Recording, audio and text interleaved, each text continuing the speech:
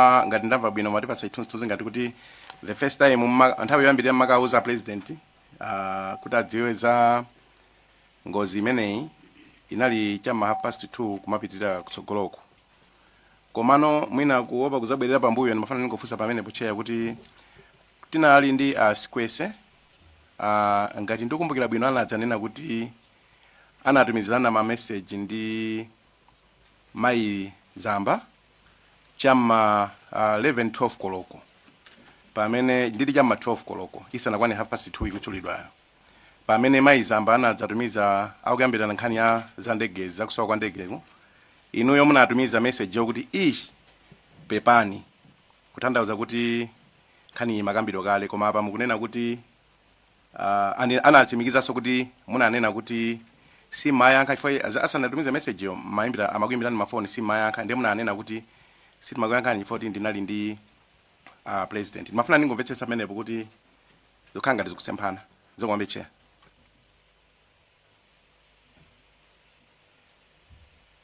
Thank you, Honorable Chair. Palibepo kusemphana mmeneka. Sikwese mmene ndimalankhulana nawo. It was nkhani yoti ndege sinatere kumzuzu because of weather. Ndiye kuti anthu akubwerera. This is why I also said it before kuti nditafika no office I was continuing the ntchito yanga until airport commandant mmene anadzaimba nokuti sakuipeza pareda. Nthawi imene anadzandimbira airport commandant kuti ndege sakuipeza pareda ndi pamene panakhala kuti ndege yosikutani sikupezeka. Koma before then it was kuti ndege akubwerera. That was my understanding. Thank you.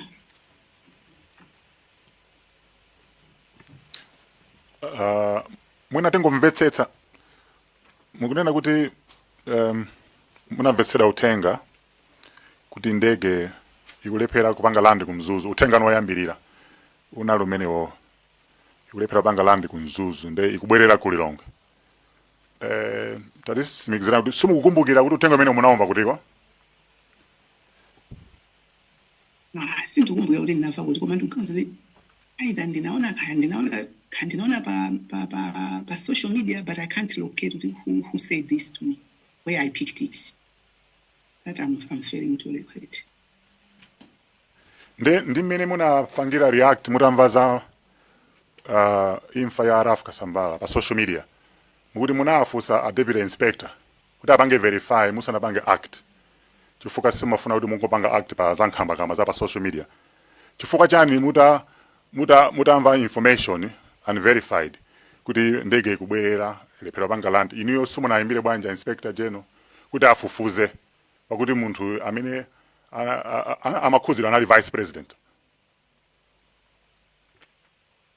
Thank you, Honorable Chair. I called the office. I was trying to get the office of the vice president, the PS, fundamentally communicate on the VP's travel. And number two, why kubwerera kwa ndege kuti weather, it was not a strange thing because ndinabwererapo Blantyre. And this would be kumzuzu. Then tinapita ndi the president before tinalephera kupita kulwangwa twice chifukwa cha weather sanathe kukwera ndege. So mene wakauta palingati kuti akubwerera ndege. That's why I was calling Asikwese to confirm. And then he said, oh yes, he also was calling to inform me that. I said, Pepan. So ndikufunsa fosere because pali press statement mene munapanga issue atsiko lomweli ngati sinomwira chamma 4. Yeah, so that press statement, it was oh sorry, Honorable Chair.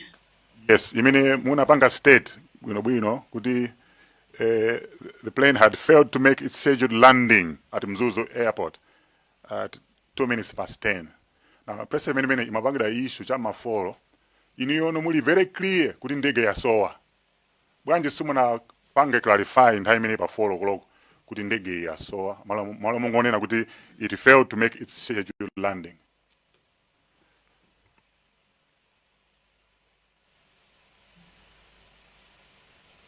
Nthawi imene Honorable Chair, nthawi imene sinali yoti kuti tikunena kuti ndege yasowa. I'm trying to check the sorry, just a minute to check the press release.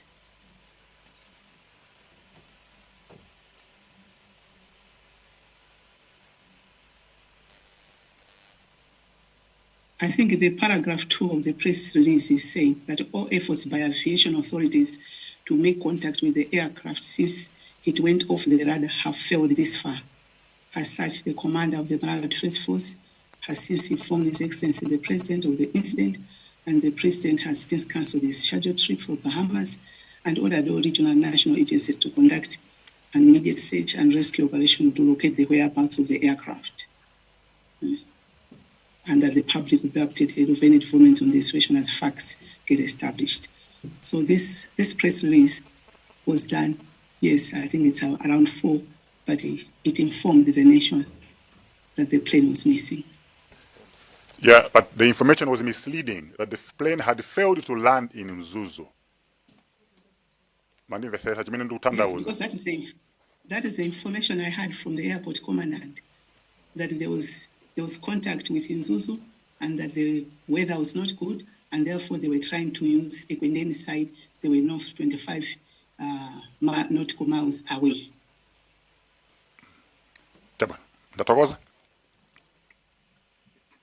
Thank you. Thank you very much, Chair. My question arises from point number 17 of the presentation. Pa mau anu, Madam Collen Zamba, former SPC, pamene a president ananena kuti muntu wankulu akafika ena onse amenera kumpatsa ulemu. I want to find out if you could elaborate more on the kind of relationship the former president, Dr. Chakwera, the late vice president, Dr. Chilima, keeping in consideration the kind of turbulent relationship they had since 2020. The Tonsi Alliance was formed. It was a beautiful alliance. 2021, 2022, it had collapsed. 2023, 2024, the late vice president was prosecuted, and then the case was dropped. Thereafter, he was delegated by the president to represent him. So I want to understand the kind of relationship they had after the case was dropped. Thank you.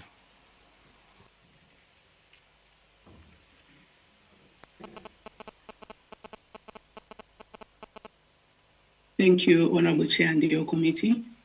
For me, I think there was mutual respect of each other. They were brothers on a mission on development of Malawi. And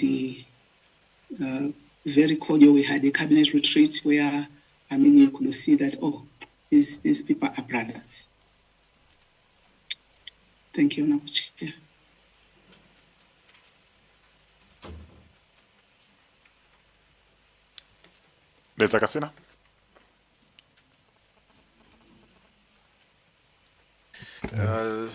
Thank you so much. Zingomwambili Chair. Nina mafuso ambili yangapo ngati mene anenera ajimene angaku mwaza sento koma mwina amundiro ndifuse oche pakayi kuti so ena afuse kayi then tibwereso. Masana abwino Mayi Zamba. Ndimafuna tiyambire nkhani ya presentation anu mwaperekayi. Ndimafuna bendera peza be clearance ya delegation ya kumaliro ya kwa Rafu Kasambala. Point number 6, mnafuna mundandipanga confirm kuti recommendation ya Honorable Chimwendo Banda kuti akayimirire ku boma kumaliro a Rafu Kasambala inapanga ndi office yanu kupita kwa president, and ndimene mwina muda tsimikizo kuti ndimene a president adapanga approve.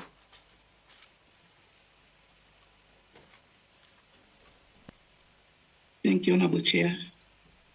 Honorable Member, yes, This was a recommendation and this was approved.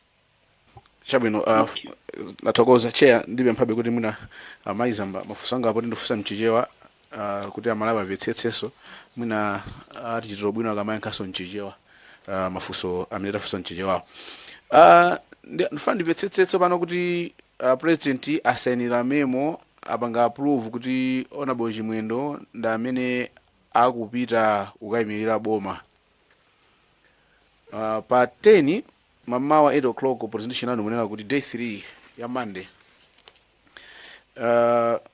anakuimbira ni phone ya mdifu commander kuti popeza maliro tsopano ndi military owners ndi kuti adayimire boma ndi anduna a defense and anduna omwe wanadzana naso kunoku mene atanakuimbira numo kuti wo anayimbira ndi president madzulo 7 o'clock direct zocha kwa president kuti ndi amene atakayimirire ku maliro mene ngati boma ngati anduna a defense.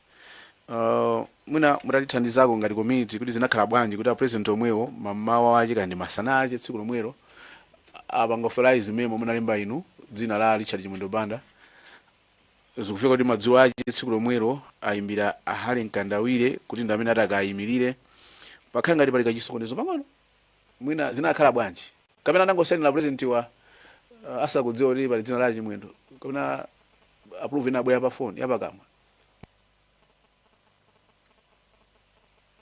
Thank you, Honorable Chair. Ziko monabo. I think pamene lilongosoleko pang'ono. Ndinachititsa kachisokonezo kumene ndikhoza kuti ndinendemwe.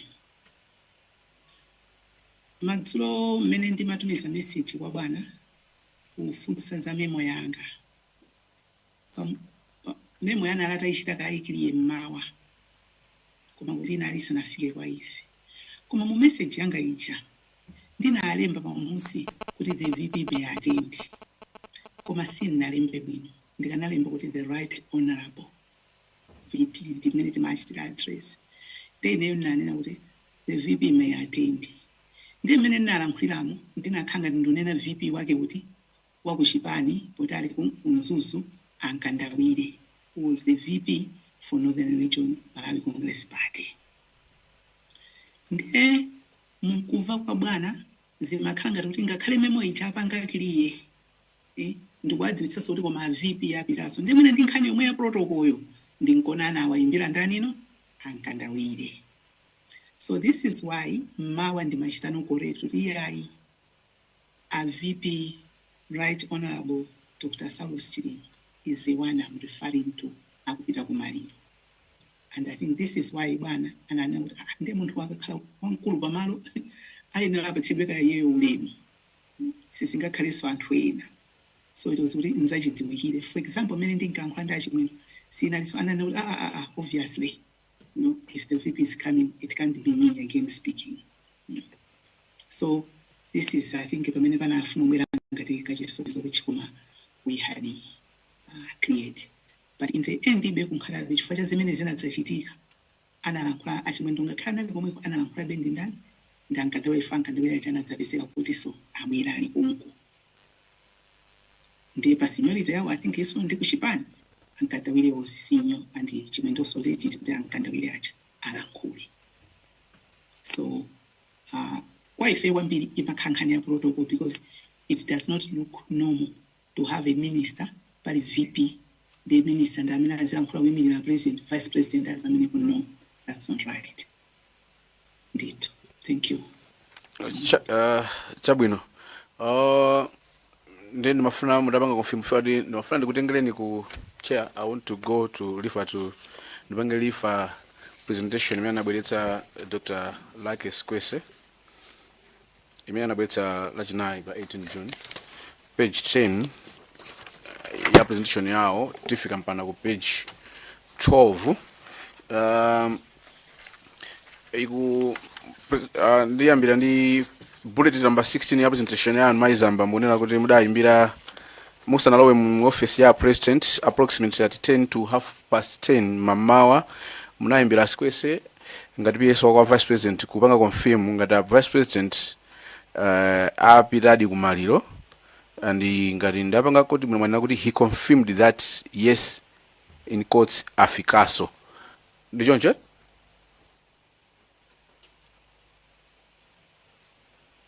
Yes, Honorable Chair. Thank you.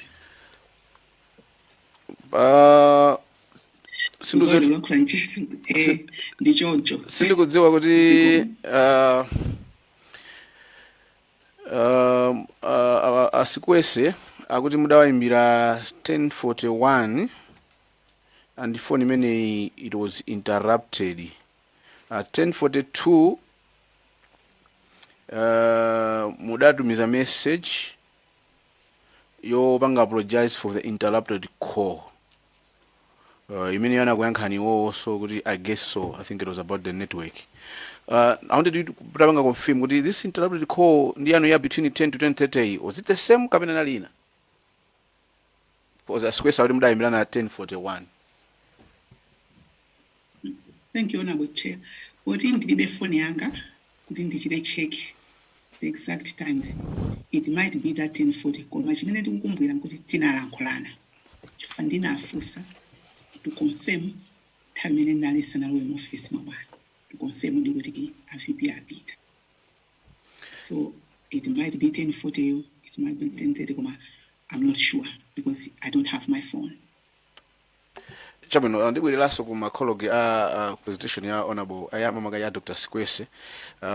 Point 17 yanu ino mudala mwa president mumauza zinthu zingapo china ndikuwauza kuti I informed him that the vice president was back. Kusenza kuti vice president abwerako kuchokera ku ulendo wawo waku South Korea komanso apita ku Nkatabe ku Maliro. Ndipo munapitiza kuti munafunsa president ngati anapanga delegate ntchito yawo kwa ankandawire ku Maliro kumeneko. Ndipo president ali kuyankhani kuti it was irrelevant kapena zosafunikira for vice president as the most senior person anali kumeneko ndoti automatically akhala ngati wamkulu poti munthu wamkulu akafika ena onse amenera kumpatsa ulemu. That's according to your statement nangowerenga Madam Zamba.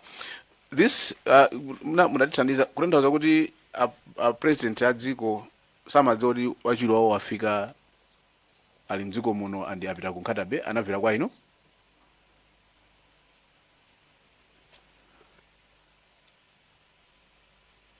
I think bwana sana tiwe kuti VP mabwera.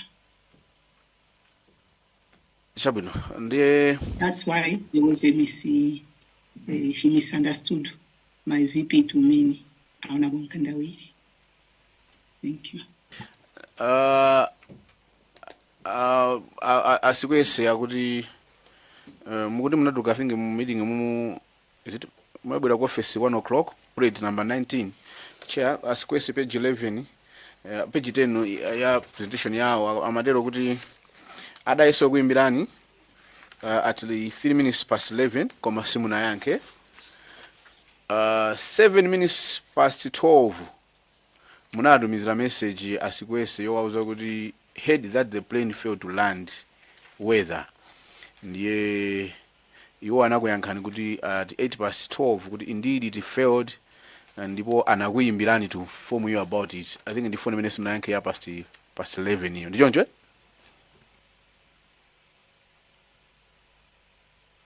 Imene ikoso khali yomweyo. That's why ndikunena kuti phone ya between 10:30 ndikuti ndinali ndisanawe mu office mabwana. If already ngati ndimatumiza amandiyimbira past 11 sindinayankhe ndi ndimadzayankha past 12 ta ndinali ndi bwana. It means ndinali ndi bwana around 11, so there's no way I will speak. And ndikuti before kulowa mabwana ndimene ndimayimba kuti ndichite confirm travel. Ndiye message yani ya 10:30 sorry. Kabino zafika message yana 1208 mudawalembera kuti munali ndi president. I noticed I missed your call. Here's my message. Mumayankha nkhani ya kuti ndege yalephera kutera failed to land because of weather. Ndiye mudati ish pepani. Anafusa kuzomba thondwe ineso na interest naso tafuna zoti ish pepani wa message imene anali ukuzana ndi kuti ndege yalephera kutera kapena amapanga imply china chacha. Ai kulephera kutera kwa ndege. Kulephera kutera kwa ndege ndikuti sokote phone yayo mangoduka as I said between the gate of State House and that river pamakhala kuti network imavuta. ndiye message yomalizira 12:10 mudatumiza message kwa iwowo mudanena kuti you are waiting for the final position. Adakulembera ni message sikwese kuti waiting for the final position. So ndikukhulupira position imene adakupatsa, did he come back with a final position? Adamva kuti mutakambira ndo ndege yapita kutera the final position inabwera. Final position sinabwera kuchokera kwa iwowo. Komanso sindikuikumbukira message yo, mwina sinaione nkuiona. Chifukwa kuti nanga sinali tsopano ndingafika ku office ko mapasti 12 ngai ma half 12 pali zinthu zimene ndimayenera kupangazo kuti bana asananyamuke. Kopa ndimene nduna kuti imati mmawani ndimene ndimalandira foni ya airport commandant onena za reda kuti pareda ndege sapitesa. Sikwesi ndinalankhulana nawo, ndinalankhulana nawo so mene ndimafusa mayina anthu amene anali on board manifest. Chabwino, dzulo tinali ndi So can we ask supplementary? okay. Let me start first. Pafuso lomwe so ndubwererabe pamene muna dziwa kuti ndege yalephera kupanga land. Tenda kufosani funso chifukwa chani simunapange take my action manena kuti it was normal kuti zimatheka munthu kupita ku airport ndikubwerera nde ngamabwerera kuda kulilongwe, so munapitirizabe kupanga ntchito zanu zina ndi zina. Kwa inu it was normal. Koma pa nthawi yomwe muona kuti ishi pepani. I'm failing to collaborate. Muona kuti ishi pepani koma kwa inu zina zinthu za normal kuti ndege yalephera kupanga land nde kubwerera. So you were calm, everything was normal. Koma utenga amene munatumiza pa nthawi imeneyi kwa alake sikwesi unale wa ishi pepani. How normal was it to you when you were saying ishi pepani at the same time? Pepani onabo chendi mawa amene timagwiritsa ntchito tazambiri. For example, nanga si plan inali yopita kunkhatabe kunkhatabe kwalephera ndikwanise pepani because it has not moved according to the plan. So Thank you. Chair, another supplementary. Lezakasina inayamba bwinobwino ipitiriza kwa makoa omwe aja amanena kuti munayankhula na machitana communicate ndi alake sikwese. Adezakasina ananena kuti kuimbirana kumeneku kunayamba pa 10:41 pamene inuyo maizamba mumayimbira alake sikwese but it was interrupted. Nawonso anayesa koma simunagwirane, munazagwirana 7 minutes past 12 ndi pamene mumanena anu kuti tamva kuti ndege yakanika kutera. Ndimangofuna ndiziwe kuti pochita initiate makoa amene wa 10:41 uthenga wake unali omwewu onena kuti mwauze kuti mwamva kuti ndege yakanika kutera. Sitazita introduce ndine James Mpunga, Zomba City South Constituency. Ruyo onabo chair uthenga wake sona lumeneyo. Foni ndinayimba mapasti 10 inali yoti ndipange confirm ndipasha kuti ndikalowa mwapana ndauze chogwirika. Thank you. Mr. Kasina, floor is yours. Thank you so much, Chair.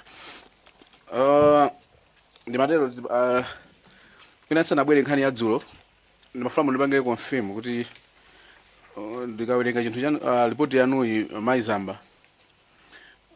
Do you recall the exact time imene munakumana ndi president ndi inspector general MDF commander ndikuwerenga bullet 32 ilibe nthawi ingobwera ndi 33 imene mukunena kuti a statement was released approximately between 4 to 5. Nofuna nditava the exact time ngati mukumbukira munakumana ndi president imene sindizonena kuti officially or formally anadziwa kuti sopano ndege yasowa issue this statement in kwamba za search.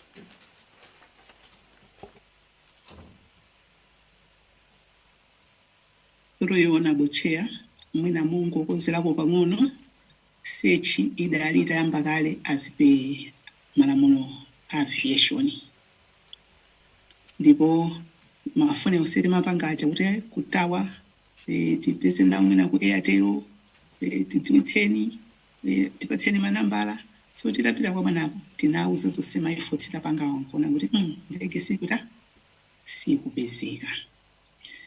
ndiwe monga ndanena kale kuti ine foni yanga ikadali ndi polisi ndiye mwina ikadandithandiza ndichita ku jog memory yanga pomayang'ana ma message koma mongo yerekeza ndikuona kuti nthawi imeneyi iyenera kukhala kuti idali ma3 past 3 muone kuti awa achina asipesi kuti mafusa na manifest chakuma 2 ndiye ndapanga mafoni onsewa plus ndaimbira awiri wakulu a security wakuti apesere kuwojeni ndiye kuti it was between 2 and 3 so ndiye kuti mmene timaonana ndi bwana iyenera kukhala chakuma 3 chifukwa after that ndimene timachita work on press release kupanga release ndapangira konko ku state house sinachokenso chabwino zikomo kwambiri ndikhulupirira kuti mwina abeza kumalawi kuno muzitsatira cheya sinavi khangati paja amati napoti muli kuchipatala mwina mukhani nthawi ngati munatenga nawo nthawi kumvetsera anthu amene amabanja atakumana nawo tiyambire za dzulo tinali ndi former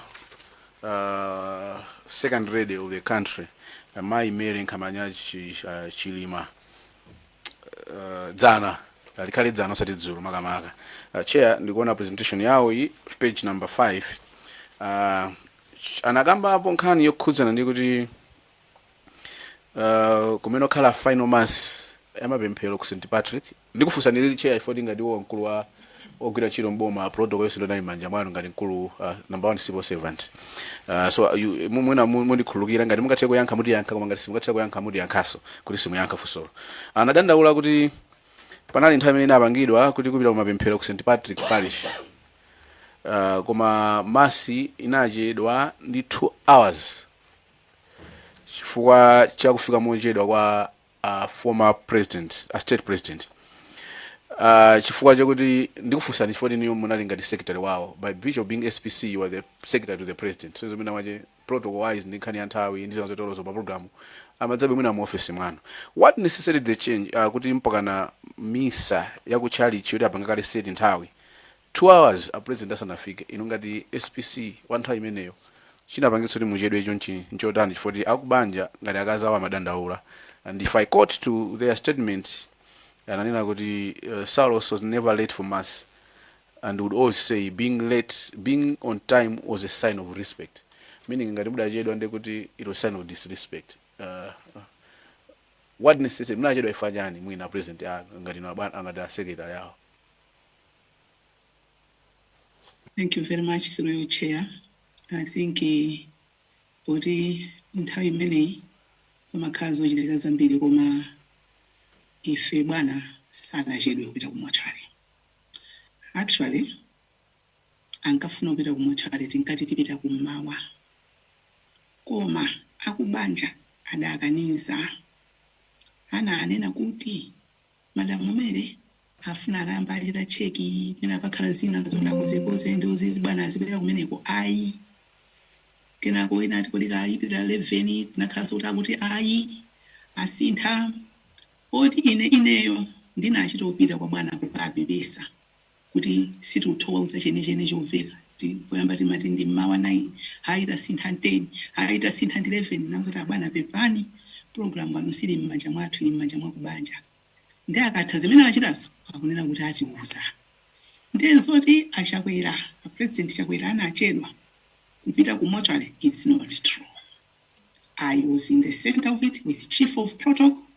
We were following up and actually chifukwa kubanja kumakhala kuti iwo akadali in control ndinafika pachapoti usiku ma 3 am ndinati chabwino ndakusiyirani tikusiyirani kuti program ya lero ndi mawa pangani kubanja koma tikadzatenga board kupita kuti kachitele in state ku parliament then government will take over from there.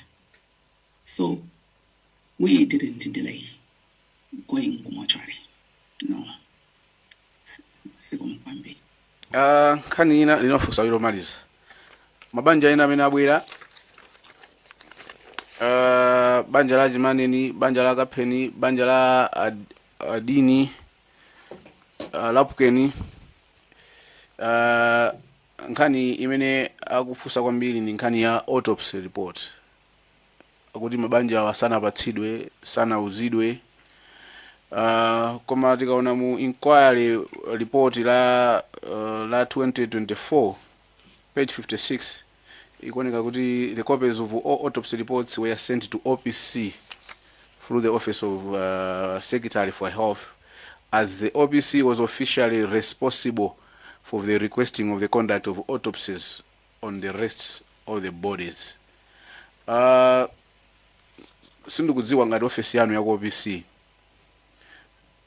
mabanja anthu amene wakupatula banja la achilima ndi banja la adzimbiri, mabanja enawo akudandaula nkhani ya ma autopsy report kuti sanapatsidwe komanso mwina sanauzidwe. Tikudzoti zizopakidwa ku ndeti ndi OPC. Mwina muli ndi china chacho choti mukhoza kuyankhapo? Through you, Honorable Chair, sikumkwambiri onako. Nkhani ya ma autopsy, it was being coordinated and the Minister of Health. Minister plus PS. Koma panalika committee kamene yanga na zimenezi. Mwina mpo ndivutira kuti ndichilonena detail nakasi nthawi imene aliyesa amakhala ali busy ali ndi ma responsibility amene akupanga. Koma mwina anthu chifukwa popunga ma autopsy ndinauzidwa kuti I think amapita ndi wachibale banjako nde mwina kapena azimayiwo mwina sakudziwa amene anapita nanga siwana anafedwa pa nthawi imeneyo, so mwina sakudziwa amene anapita koma tikhoza kenako mwina uchita find out kuti anapita wachibale ndi ndani. Komanso kulandira maripoti chifukwa amene anabwera kuzapanga ma pathologist anali kuti family ya kwa VP yasankha yokha kuti akufuna munthu uyu. And I think it's the pathologist who said, it's a high profile case, singapanga ende akakhale team. Koma atabwera on the ground, the report we had in our chifati mapanga bena ngasima meeting ya panali committee paja imene imachita coordinate. Inali oti anati no, they will need to do autopsy of all the bodies because they need to look at the pattern. Imene sina pangidwe inali ya Deputy Chief of Protocol Alapkeni. They want to bury that same day. So, when they want to obsess in a pangidwe, kuma now anazipanga, and my family, when I gabena, Palango Kaudimina Sana, Stani coordinated when and Dashibalena, Komwe. Koma, in terms of my report, I'm called Amena with Funandi at her report, but maybe the other details I may not be able to say so. If I can see to go very swabana. Kuti akunandaula report chifaka ndakhole neyo sondina kuzidwa hapo kuti manda kuti mafuna report sitinalandire ndi kuti ndikanakhaso nane kuti ndichite follow up pa nthawi imene koma papa tudzavera pano. Chabwino pomaliza chair nkhani ina ndi ya mabanja amafusa ndi ya compensation, nkhani ya chipepeso chokhudzana ndi mabanja amenewa zitachitika ma benefits ena analandira ma graduate ena ma pension. Ndimafuna nditavapo nkhani ya compensation anabwera mamawa a click to the cabinet analongosola kuti ayi compensation tinangopanga coordinate amangena ma ministry amagwira ntchito anthu amenewa. Komanso it was to do with I think amadi Minister of Labor protocol and whatever. Ndimafuna ndidzere kwa inu ngati amene munali civil servant number 1 wankulu mu menemu. Mutati ulongosolera nkhani ya compensation. Komanso chair I'm interested kumapeto kweni kwa kamapanga za compensation ngatanga ndiyankhireko kudatuluka list inaji ya ndalama za zipani zimene mudapereka ku zipani. I don't know ngatanga ndiyankhe chair kapena mina izabwera phase ina koma mafuna nkhani ya ndalama zinapereka ku zipani zija accountability yachi zipani zonse zimene zipatsa ndalama and what do that money used for. Ndikatero chair panopa ndimi na pompo kudeza kasina koma mafunso akadalipo ena tibwera mwana nthawi ina. Supplementary chair ndikumbukira nkhani ya kagwisiro ka ndalama ndizachipani sili pa matiwa wa watu. I will feel that one. Nkhani imene tinaikambisana it was not included. So sili pa mandate watu ndeti sapange madera oti sizinavomerezedwa. Okay, tipange supplementary chair possible. Mukhoza kuti yankha nkhani mafusa amene anafusa dedza kasina. Thank you, Spomo. Honorable Chair and your committee. families, I think anapatsira ndama zawo zamagraduate. Pali formula osiyana ena amene amaperekera some pension system inadzasintha. Zina zimadzera ku pension fund, zina zimakhala straight ku accountant chino. Koma my office OPC, as the Secretary of Cabinet was said, the clerk to Cabinet, working with the PS administration that time and the PS finance in OPC, they really coordinated kuti anthu alandire ndalama zawo chifukwa zimadzapita zina kwa DC, administrator general. Now nkhani ya compensation imeneyo imadzera timaliza malamulo na labor laws. Chifukwa choti ndipovuta kuti mu civil service chicho sebe paino khala basis for you to operate. So the basis to use was the labor laws. So through Ministry of Labor, that's where it was worked out kuti apatsidwe ma compensation yawo. I think onse ndithu palisindikulakwa analandira including our vice president. Then panali nkhani za benefits. Our vice president ma benefits anapitirira kulandira kaya fuelo, magalimoto nasiya komweko, the security akamayenda kupita kunja wa security timapatsabe allowance from ku OPC. Anapempha kugula galimoto imene yonso we processed, we allowed Madam Chilima kugula galimoto. Koma anadzapempha ina yachiwiri imeneyo ndi imene approve sinadzapereke. Koma I think this is they were facilitated by the office, OPC, and mainly my team of PS's clerk of cabinet, PS administration, PS finance, PS HR. Second. Zomba City South. Zikomo kwambiri chair. Madam Zamba ndazita kale introduce, chair so ndachita introduce. Ndingobwerera mwina ndi mwina amene sinamvesese. Tikutengerani pa bullet 17 pa day 3. Munanena kuti second sentence, I informed him, meaning the head of state then, that the vice president was back. I think anzanga ena nafunsa kumazikuoneka kuti imene mmaka achita inform ndi kuti maziwa kuti abwana samaziwa kuti achiwiri awo afika mdziko muno. Chifukwa mapita kuti mukachita inform kuti a vice yawo afika mdziko muno. Ndi momwe mwere.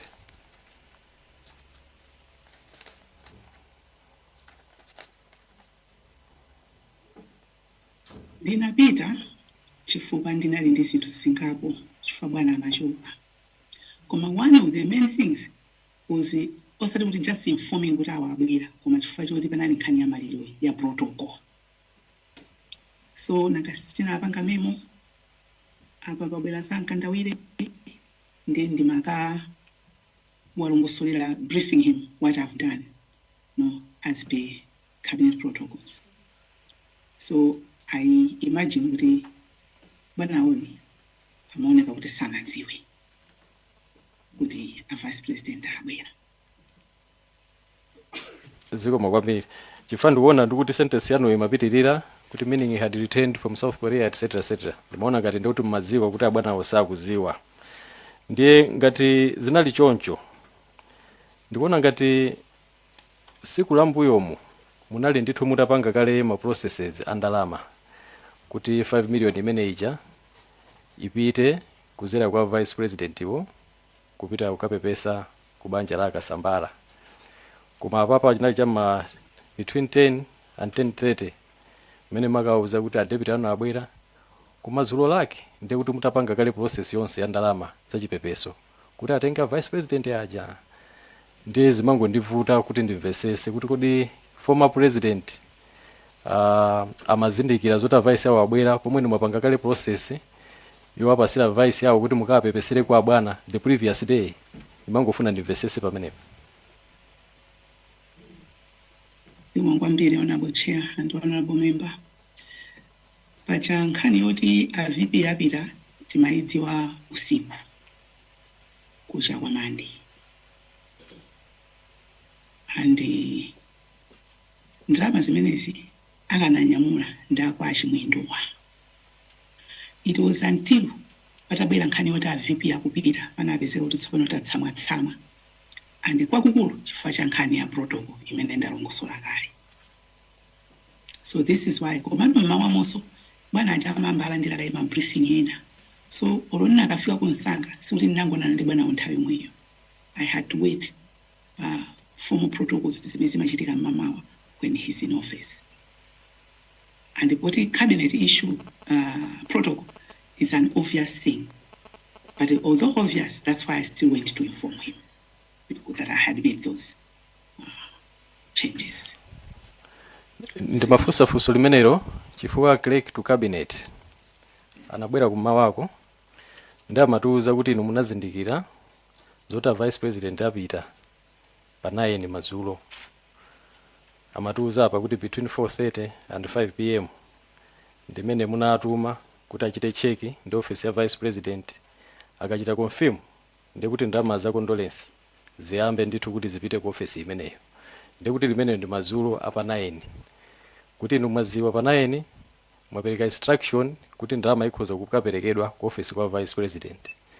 Koma former president munakamuchita inform between 10 and 10:30. Ndi maziona ngati zinali upside down koma ndikhulupirira kuti mwandiyankha ndi mafunso ena ndipitirira. Mwina pepani ndingolongosaso mwina pang'ono zimene ndinalongosola kale.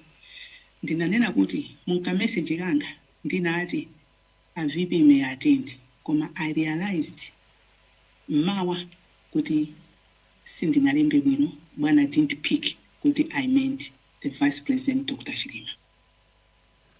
Ndi pamene paja panadzabwera aka mix up kaja kolankhula ndi ndani ndi akandawiri.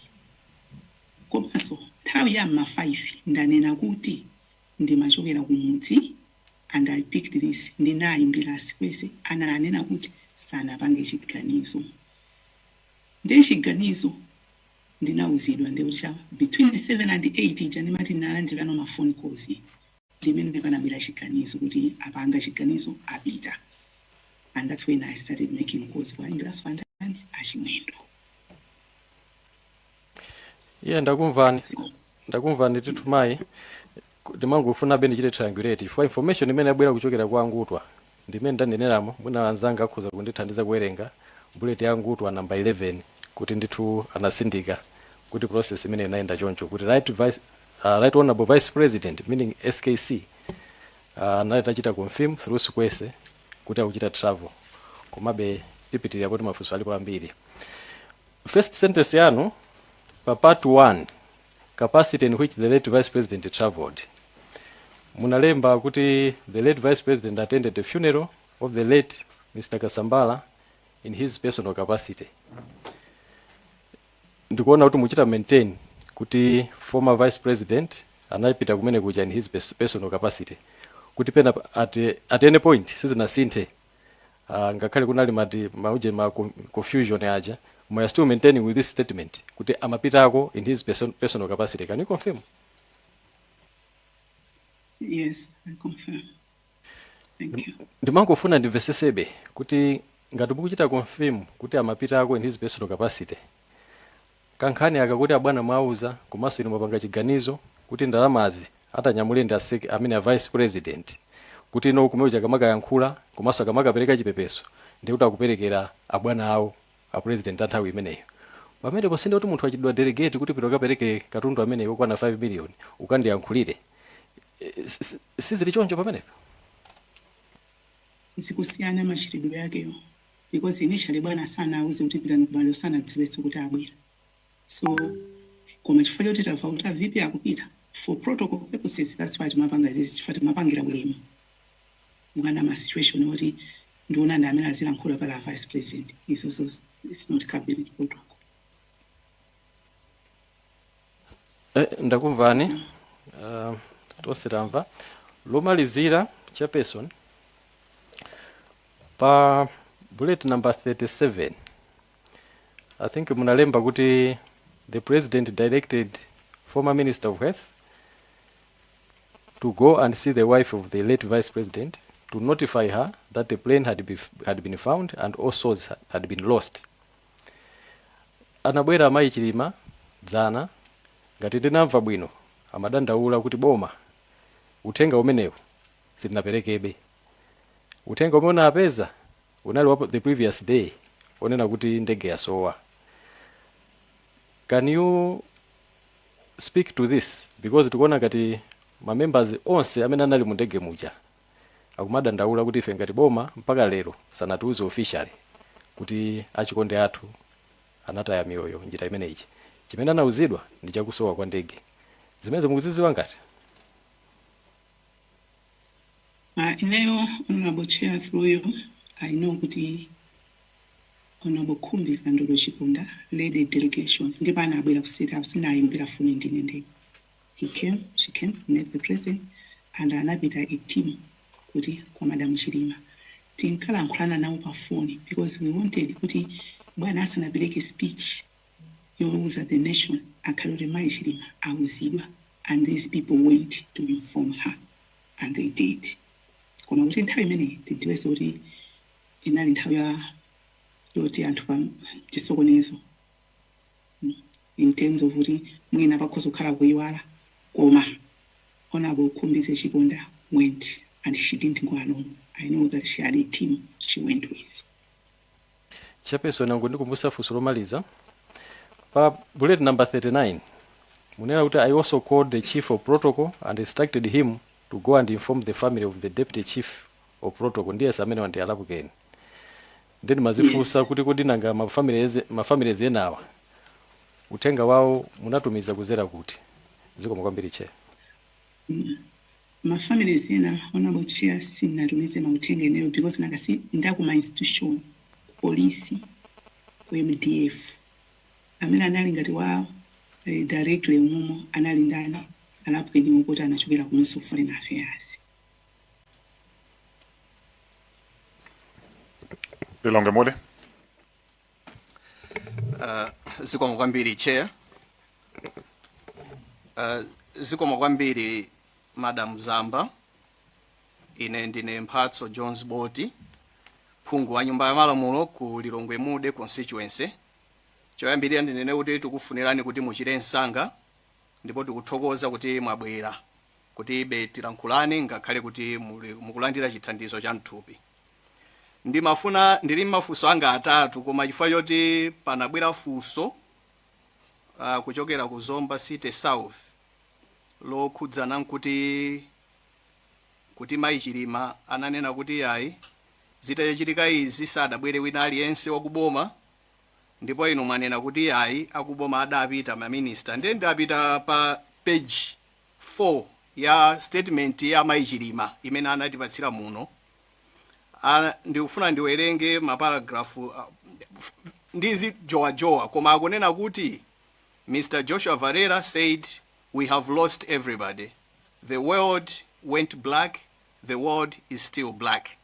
Ndidumpha pang'ono painapo akulemba kunena kuti I informed both children that their father had died in a plane crash just before they too boarded planes to come home. And kenako akulemba kuti as I was talking to the children, someone came to say I had to go and sit downstairs because the first lady was coming. She had to find me seated. I refused. And then she continues to write, when I went downstairs, I found the house completely full of women already dressed in black, ministers and others whom I did not know, and the first lady was also there. So ndimawerenga statement iyi kunena kuti zimene mwanena kuti nduna zidapitako kwa kukauza komanso a first lady adapitako kukauza kuti aluza amuna awo. Iwowo so ananena pa statement yawo kuti adapitakonso kuti aluza amuna awo. Ndiye ndimafuna kuti tingokhala kuti tikuyendera limodzi kuti zimene munenazo zimene so anena mayi Chilima zikugwirizana. Ndiye ndimayambira pamenepo. Ndiye ndimafuna ndipite tsopano pa mafunso anga atatu. Mafunso anga atatu choyambirira mayi Zamba poti inu munakhala mu office mwa president ngati SPC pamakhala kulankhula kosiyanasiyana kunena kuti ukhala ngati relationship kapena ubwenzi wawo wa achakwera komanso achilima sunali wabwino. Ndiye mukulankhula kwanu munanena kuti ayi anali ngati ma brothers mmene timaonera ngakhale titapita ku cabinet retreat zimaoneka kuti anthu amacheza. Ndiye ndimafuna ndifunse kunena kuti kodi inu muli mu office mwa OPC zidachitikako kunena kuti a president apanga delegate anduna kuti akayimirire kwina kwake, koma a vice president apitako mwa iwo kangati kuti akumudziwa mwina munthuyo nkukapezeka kunena kuti anduna aja akupitirizabe kulankhula a vice president ali pomwepo. Zidachitikapo? Funso langa loyamba limene.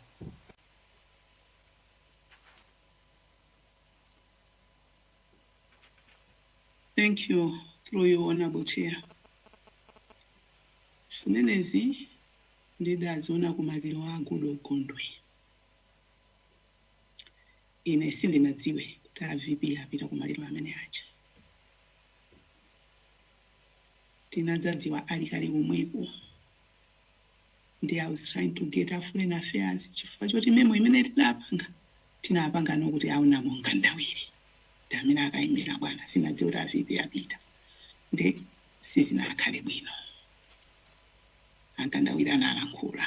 I think if I recall well, while VP anali pamenepo, we didn't like it from cabinet office. It was wrong.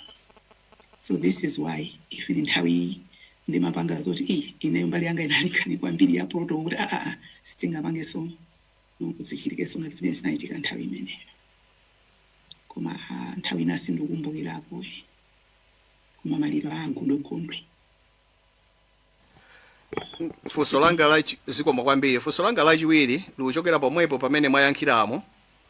Kodi office yanu ngati OPC imauzidwa maulendo a vice president kuti a vice president akupita kwakuti monga mmene mwalongoseramo kuti maliro agudo ukondwewo iniyo mudadziwa atafika kale. Office yanu imauzidwa za maulendo a vice president?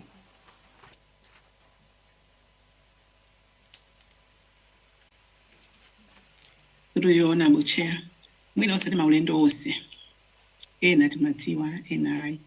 Kwakukulu amene akhala direct delegation yakwa bwana amene uno. Zikoma kwambiri. Funso langa lachiwiri ndi nkhani ya manifest.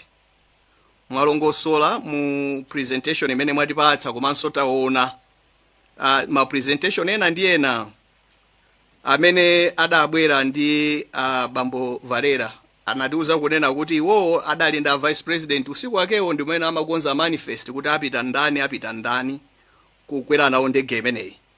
Ndiye ndimafuna mutitsimikizire chifukwa zikuoneka kuti inuyo mmayang'ana manifest iyo ndege itasowa. Ndiye ndimafuna munditsimikizire kuti inuyo ngati office yanu ya office ya OPC sana kupangeni share manifest imene anthu amene akwere ndege kupita ku maliro ndi vice president, late vice president. Ruyoona Chair. Tinalimbe kuti muja ndinalongosolera kuti maulendo awa amakonza ku office kwa komweko kwa VP since there's a whole team of administration ya office. Zikomo kwambiri. Funso langa lomaliza mwina titero pakanali pano. Mwatilongosolera kwambiri ndipo mwakhala mubwereza ifa tonsefe takhala tufunsa bezomwezo komabe tifunse chifukwa choti kumva kumasiyana. Mwatilongosolera kunena kuti kupereka ndalama kuti zidzere kwa vice president aleti Chilima za condolence zimenezi munalankhula kuti amayenera kutenga nda Chimwendo koma chifukwa cha ulemu mudanena kuti yayi akatimirira ndi late vice president ndipo mudawapatsa condolence mane. Namva bwino pamenepo? Royal Chair, yes. Zikomo amakonza ndi office koma amapatsa staff, not necessarily the VP in person. Zikomo kwambiri. Funso langa lomaliza ndi nkhani ya state funeral. Munatiuza tinamva kwa Mr. Ngutu akuti inali state funeral ya late vice president. Zonse za pamenepo zidalipiridwa ndi boma. Ndiye panakhala mafunso kuti akodi koma ngati chipepeso chinaperekedwa? Ndiye ndimafuna ndifunse poti inu mudali mu office imeneyo kuti kodi kukamachitika ngati state funeral mwambo wake umayenera kukhala bwanji pa nkhani ya chipepeso tsopano chakubanja la anafedwa zimayenda bwanji? Mwina unabochera through pativuta kuti zimayenda bwanji fana ngasi the experience yoyamba mdzikomo idachitika tragedy imene koma mwina kuti padali committee I don't recall koma committee ndamene amakhala kuti maministers amagawana kopita komano kwina kuidali kuti boma sikuli lutenga 100% kumene kumakhala kuti kuchilopita ndalama koma kwa VP ku chilichonse chinakhala kuti government is taking is doing the expenses and that's where even and when also would have this opportunity, all members of my alliance parties, they were all given, they submitted budgets and they were all given dramas go to my expenses for travel and food of their people. So that one is something which I needed to check again, but I don't recall. I didn't even handle it myself personally. So to my expense once, that is true.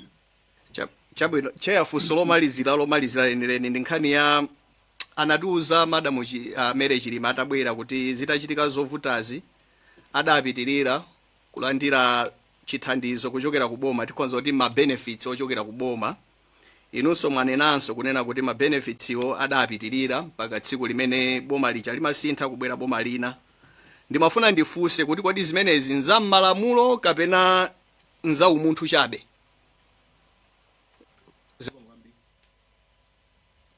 Honorable Chair, zinazo nzamalamulo kumapa makaso compassion.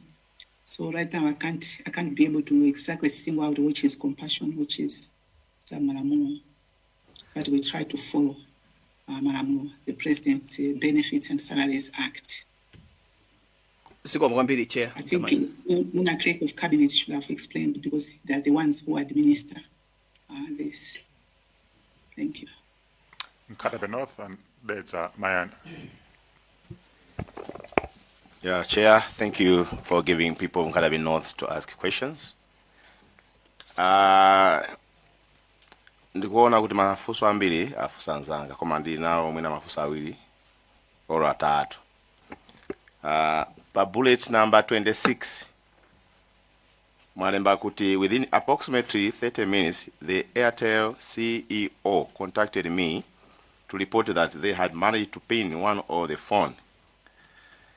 Okay, and that phone showed it was around 12, it was live, around 12 to 12:30. And then the last bullet, mwalemba kuti the last known signal was recorded at 3 p.m. Also under the reply tower. So, fuso langa ndila kuti kodi munaesa kufufuza kuti phone imene inali andani pa anthu 9 acha.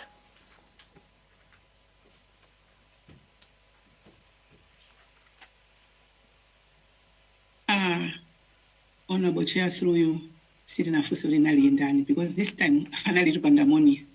It was within a short time to marry tikapeza namba ena kamina ndi manamba awiri tikungotumiza pa namba ina pa namba ina ndi kuimba mafoni pa namba asoi.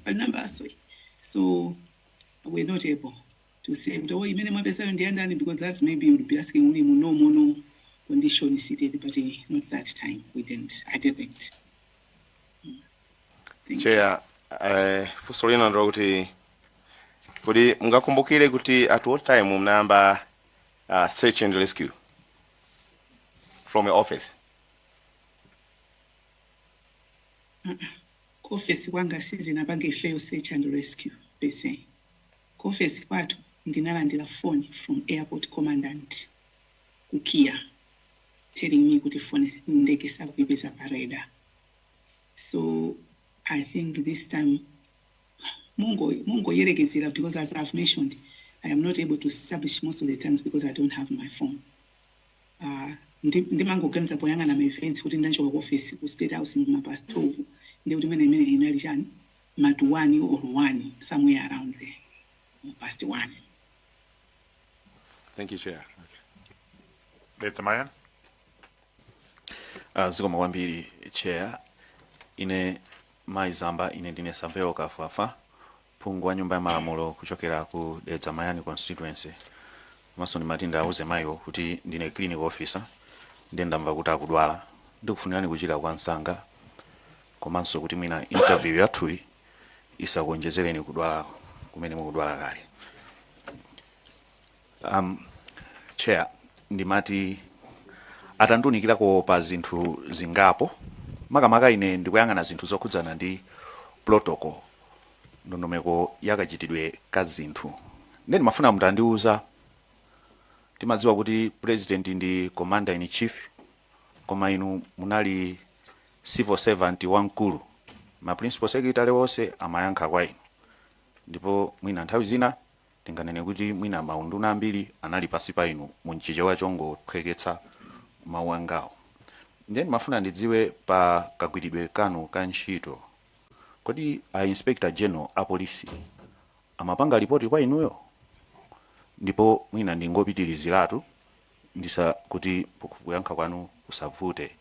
Mafuna ndidziwe kuti inspector general apolisi amakuuzaniko kapena amapanga ripoti kwa inu, akomanda amalawi defense force amapanga ripoti kwa inu, kapena mkulu wazofufuza wa intelligence amapanga ripoti so ku office kwanu. Ndimafuna choyamba ntadziwa pamenepo.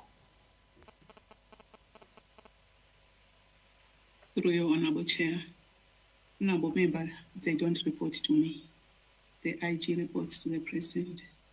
The MDF reports to the president. NIS reports to the president. Come in terms of work, we collaborate where necessary. Thank you.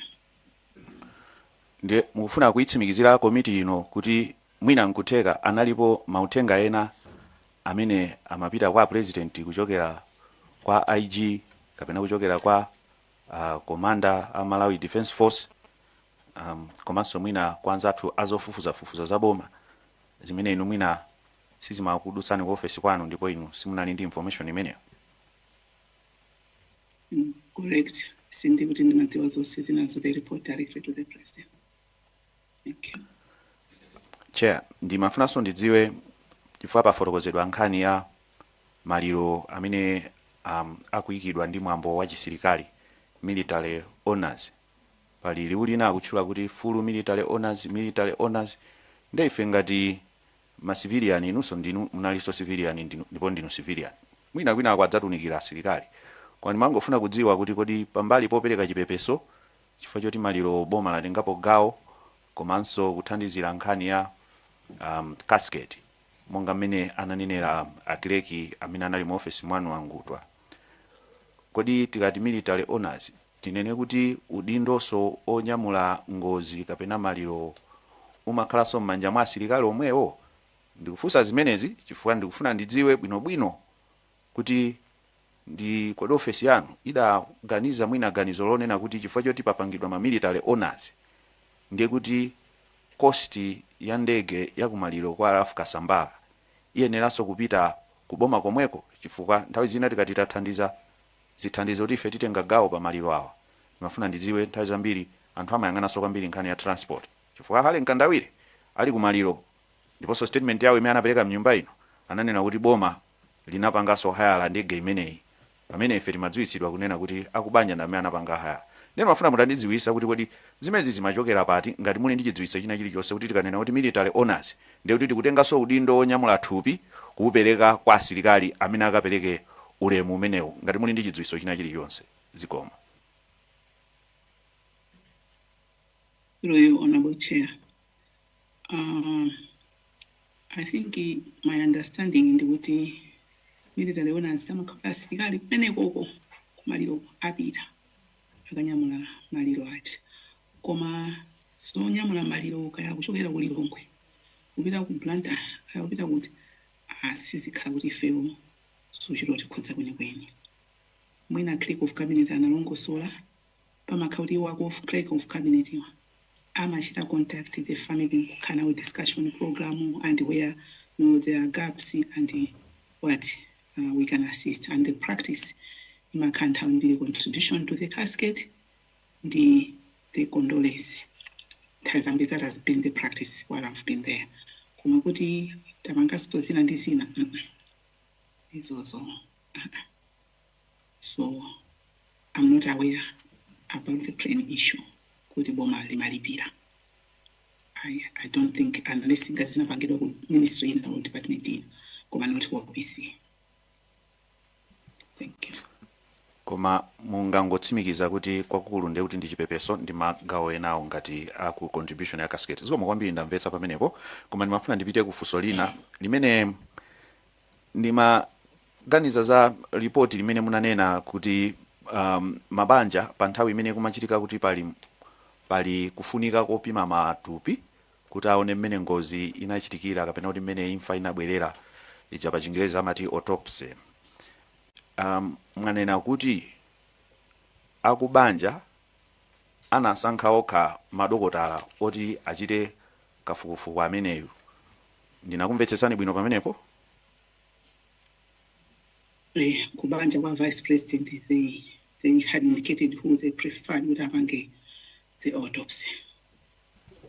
It was my understanding that the person said Sangabange alone needs to have a team.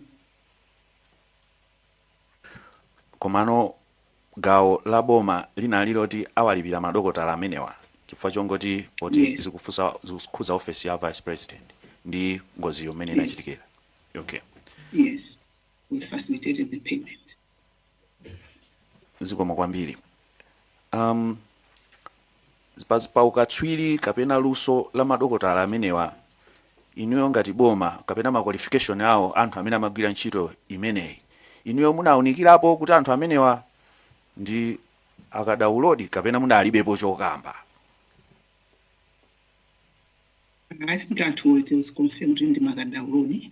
Actually, this was mainly handled by the Minister of Health. Amabanga ndi Minister of Health, nduna waza umoyo sinali nditu I think zotimizika kuti ndakadaulu.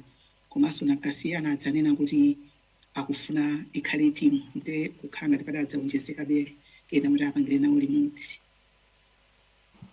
Kutanthauza kuti titafuna ngati anthu amenewa ndakatswiridi, inu mukunena kuti amene adakuthandizani kafukufuku ameneyo ndi kutsimikizira ndi aunduna waza umoyo poti salola madokotala, ngakhale nanena inenso kuti ndine clinical officer opanda mapepala saloledwa kugwira ntchito. Nakumvetsetsani bwino pamenepo? Ndimvetsetsa ndito. Ndeni mati ndimalize ndi funso lokhudza tsopano ripoti la anthu aku Germany aja akutchedwa ABFU. Kodi anthu amenewa aku Germany tinene kuti office ya OPC ndi imenenso inakasankha anthu amenewa kapena munapereka so ufulu kuti aliyense atha kusankha katswiri wake wa zofufuza ndege? Ndikufunsa funso limeneli chifukwa ndikudziwa Malawi muno kulibe engineer amene iyeyo anapanga qualify malingana ndi ma international standards kuti iyeyo atha kuchita kafukufuku wa ndege, air crime or air crash investigation officially. Ngati alipo mwina ena anditsutsa, koma nimafuna ndidziwe kuti bwanji kumene kuku aku Germany ndi boma linasankha anthu amenewa ndipo mudaona kuti anthu ndoyenera ndipo kodi mudalipira ndinu? Ndimangofuna ndidziwe chifukwa ripotiro lidabwera ku office kwanu. Ndi mafuna ndidziwe anthu amene aku Germany mudawapeza bwanji ndi kuti mudawalipira bwanji kuti mwina tione kuti ripoti limeneli likuchokera kwa anthu otani. Zakuchipatala zija mwandiyankha bwino kuti ngati tili mafunso ena tikafunsa Ministry of Health. Koma ndimafuna ndidziwenso za awawa aku Germany. Kodi mu office mwanu mudatuluka cheke chowalipira akatswiri amene amachita kafukufuku wa BFU? Zikomo. Zikomo kwambiri honorable, and through you honorable chair. Mwina ndilongosole chonchi. Ndilo poti pano kukhanga yonse yakhalira tuchishewa. Koma mwina mutsindirola kuti pakandira kulepo mechizungu.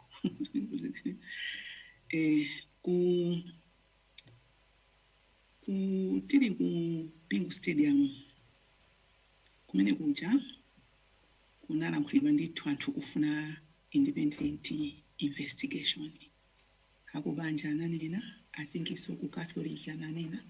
Komaso bwana mspeech mao anadzanena ndibana bempa support from international partners kuti atithandizire kuti tikhale ndi independent investigation. Siku limene I think linali Sunday titachoka pa stadium ife tinabwerera kuthamanga ku office kuti tikayambe working on the directive iso imene anena bwana tikukonzekera so zopita ku Nsipe to lay the VP to rest because tinali titamaliza ena onsenoma tinayambira anthu enawa before the VP was the last. So we tried to look at the basis in terms of legal how we would do that. So the Minister of Foreign Affairs, we now called the PS and we had meetings and we came up with the terms of reference. The chifukwa had called and there was also a meeting yama development partners and a bit of a State House and the nkhaniyi inatulukanso yopempha kuti atithandize. So formerly Foreign Affairs had contacted the British, the Americans, and the Germans. Aku Britain ananena kuti sangathe kuthandizapo chifukwa ndegeyo sinapangidwe ku Britain komanso panthu palibepo mu Britain ndi nzowavuta to justify. Americanso anayankhaso chimodzimodzi kuti palibe Americani komanso ndege siya ku America. Koma a German anauchifanya Tony aija manufactured in German. So the German ambassador ndamene reached out kuboma la kwawo. And tikwayamika chifukwa iwaja anapanga act mwansanga kwambiri. It was I think by 22nd anali kuti the mission from German BFU yabwera. Sitinakoze ndife anthu kuti abwerewa kuti wakuti anthu sitikwadziwa it was the German government embassy ku Malawi. Anthu kwaja kumata bwera tinaonanso ma CV yawo. Amene amachita lead team is a very experienced investigator who has been in the investigation of aircraft accidents for 30 years. But before then, so he was a pilot. That was the lead. In a lead team, quite a strong team. Tinakumana now, they kept on talking to if they are the ones to lead.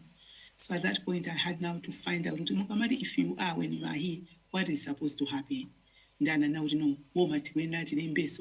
when they will do it under Amati Ikao chapter Annex 13, international, I think, in aviation about accidents. So we now followed that ICAO 13, and I wrote a letter through the embassy on that. So that's how they now did my investigations. After a week, anadzapanga debriefing. Asanabwelera mawa. Komano, it was a Saturday usiku when they debriefed to anapita kusomba, anapita kunzuzu. Ndetina wabempa ineyo kuti musana nyamuke mawa. Timafuna muchite ku debrief the families.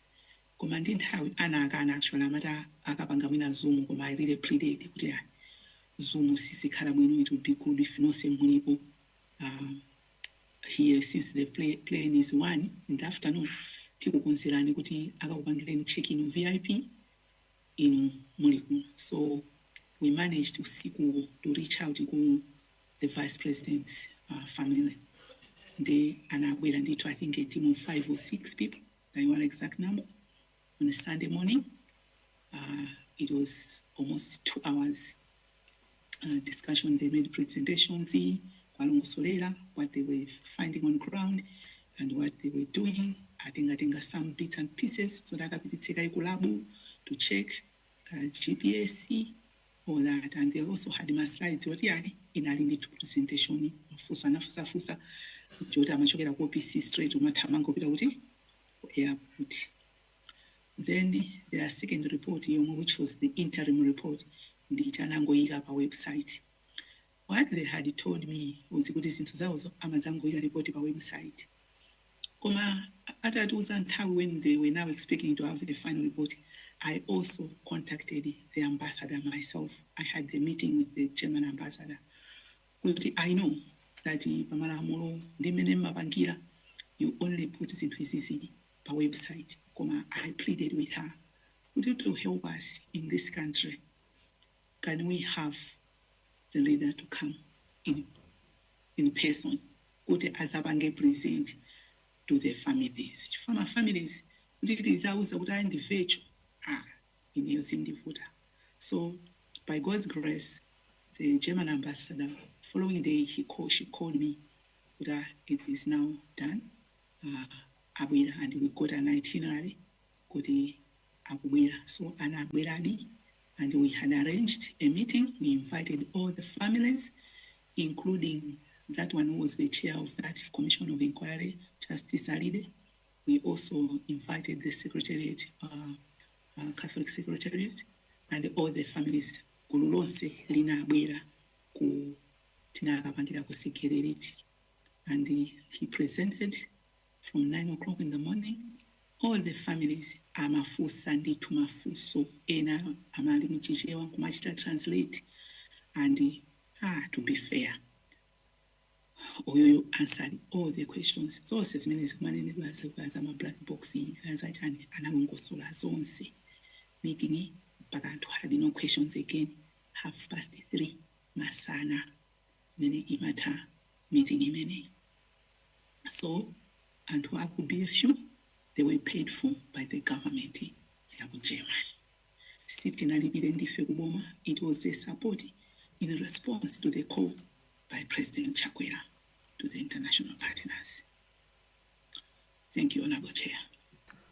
Ndi chair mangofuna kuti pamene popo ndi mvetsetse fundo zingapo. Fundo yoyamba mukufuna onena kuti thandizo limeneli pa Chingerezi litha kuti inali donation ku dziko la Malawi kuti lithandizidwe. Ndi choncho ndakumvetsetsani bwino? I guess apopo tikunena semantics. Chifana kasindanena kuti sitinalipira ife, inalipira ndi government German, and I hear it's a very expensive exercise. Sindinadziwa kuti zinachita cost ndama zingati, koma kupita kumene zokapanga za forensic izo zitakumalabu tinamva kuti it's quite big, and that's why they said pokapoka tipange under Article 13, Annex 13 yaika, then we proceed. So I think it's in semantics in a way. So I've said I prefer to say support to government in response to the request by the president. So I am a donation.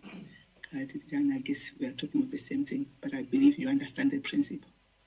Thank you, Honorable Chair. Ndakumvetsetsani ndi ngomaliza ndi mafunso awiri awachia ngati inali ma supplementary ayikapo.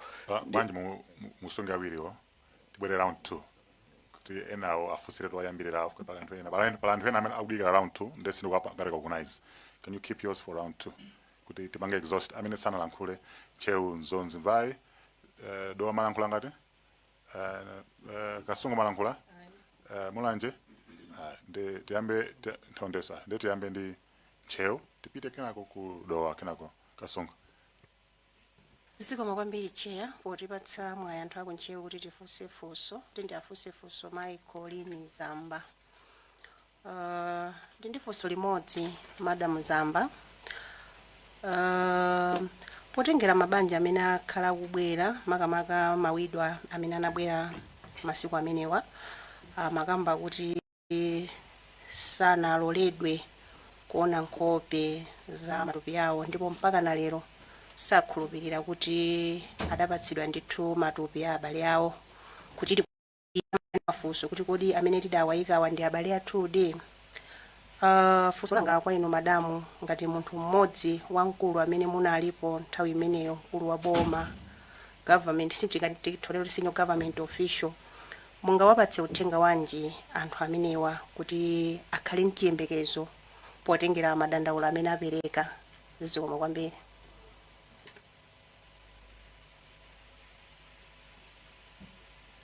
Honorable Chair.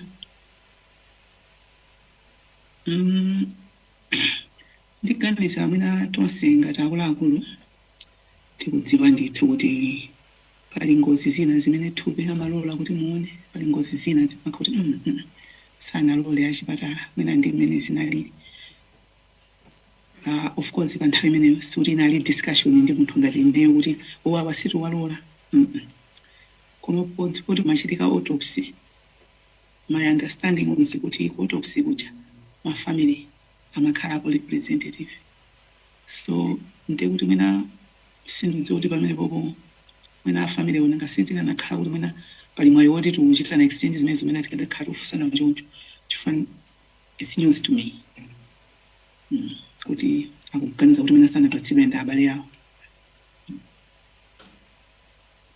Koma I think nkhani yoti anthu kuletsedwa mwina matupi kuona mwina sizachilendo kwambiri simachitika depending ndi mmene mwina ngozi yakhalira.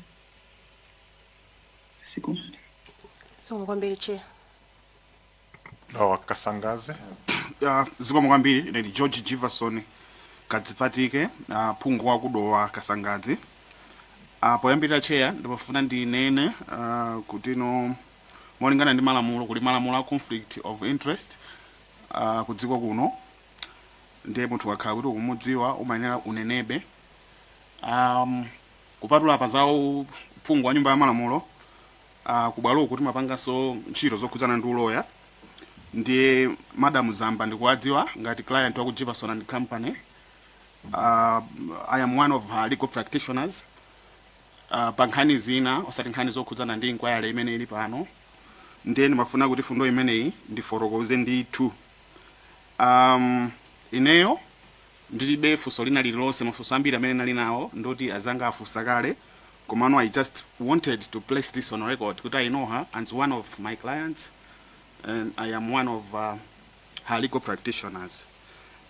Ndimafuna so ndingothokoza Mai Zamba kuti ngakhale mukudwala mukupitilira kulandira chithandizo cha mankhwala munaona kuti nchofunikira kuti mubwerebe kuti mudzayithandize komiti imeneyi pakafukufuku amene ikupanga. Zikomo kwambiri che. Dowa Kasangazi thokozeni. Ndi simunapanga ndamaini integrity yanu komanso integrity ya komiti. Simunafusefuso ilo siboza kuti Collen Zamba ndi client wanu.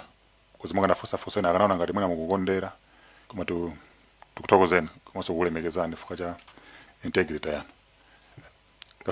Kasungu North. Zikomo kwambiri chair kundipasa mpata kuti ndifuse funso kuchokera ku Kasungu North. Ngakhale kuti funso langa lini kanakonda kuti tilifuse mchichewa kuti mwina siveke kosekose koma likundivuta kotero kuti Madam Zamba ndikufusa funso koma mchizungu ndithu popeza landivuta kuti ndikhoza kulipanga motani. Funso langa ndilonena kuti what reforms would you recommend to strengthen government coordination of future VVIP travel? Thank you.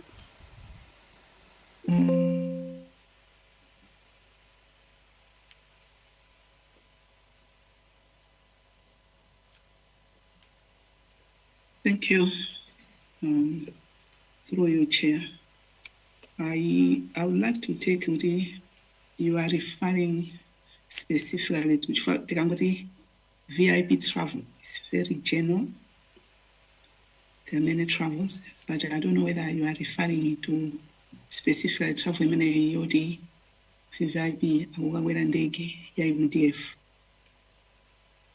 From my travel ndambirandi.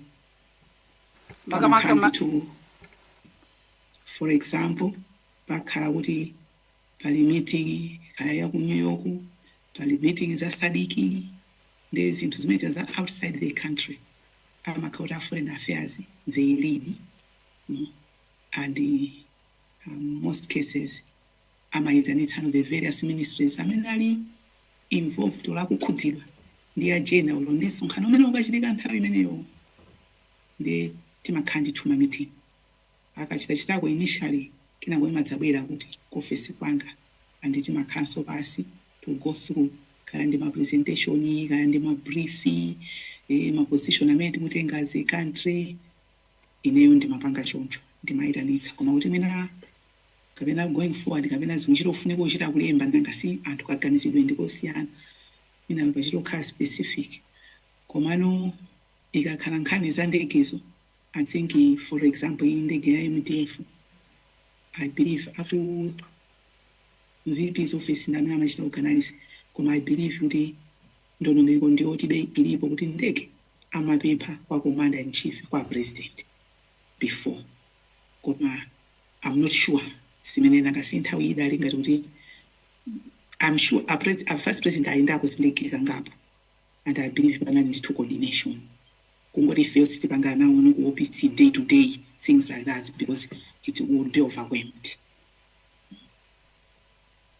Okay, zikomo kwambiri chair. I think mwayankha ndithu Madam Zamba. Apa timangofuna ngati ma reforms zichabe kuti apa takhala ngati ngozi imene tichitikiraso tikuphunzirapo zina ziwiri zitatu. Zonena kuti mwina tikhoza kukonzanso mwanjira ina. Komabe poti mwanenaso kuti zimakhala kuti zikupanga ma coordinations ake kumakhala konko kwa VIP. Ndiye kuti mwina tikhoza kuvomereza kuti mwayankha ndithu. Zikomo kwambiri. Panga kunaiza amene sanalankhule. Mulanje North. Zikomo kwambiri. Ine ndi Gilbert Kunyongwa kuchokera ku Mulanje North, imene anenera chair. Ndi mafunso angapo. Mafunsowa, just to put in context, are intended to assist the committee in establishing the truth regarding the response to the disappearance of the aircraft carrying the late Vice President and the 8 others. The focus is not merely on what happened, but specifically to see whether those entrusted with the highest offices of public offices discharge their constitutional, statutory, moral obligations with agency, diligence, and competence demanded by a national emergency of that nature. Ndiye basically mafunso anga are in that context, just to put you on guard.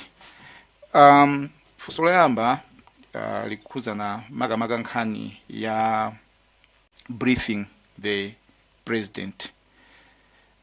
When you had met the army, the MDF chief, did he tell you that he had already briefed the president on the incident? Mutakumana ku State House.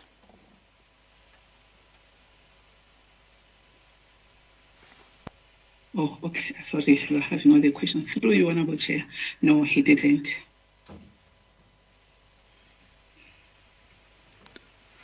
So after you had met, the three of you said, no, there's an issue.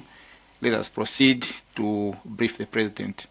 And you proceeded to brief the president. Did the president inform you, the three of you, that I have already been briefed on this incident? Well, Your Honorable Chair, but I think Ndinatsatira, it was us briefing the president, not the president briefing us, of what developments have unfolded and what had taken place. And may I explain the different efforts had done on ground. That's what we did. Yes. My question is whether, in response to your briefing, he told you that he had already been briefed by the defense chief. No, and I imagine he's not obligated to tell me at that moment. Thank you. In other words, he, if I can say it, he feigned ignorance that he did not know of the incident at the time you were briefing him. It is not in my position to say that, Honorable Chair. I called the IG and the commander to brief the president developments which had happened to that point. And that's what we did. The IG briefed, the MDF briefed, I also did. And from there, we had the directives which we implemented. What I wanted to find was in a general conduct of meetings, if you are already aware of an issue, are you not obliged to inform the person telling you that you're already aware of the issue? I don't think the president was aware that I was speaking with the airport commandant and that I had called the Airtel, TNM. He wasn't. I was briefing him that time. This is the account which I had. Thank you. Thank you. You can agree with me that upon learning yourself, upon learning that the aircraft carrying the vice president had gone missing, you bore the primary responsibility for ensuring an immediate, coordinated, and effective whole of government emergency response.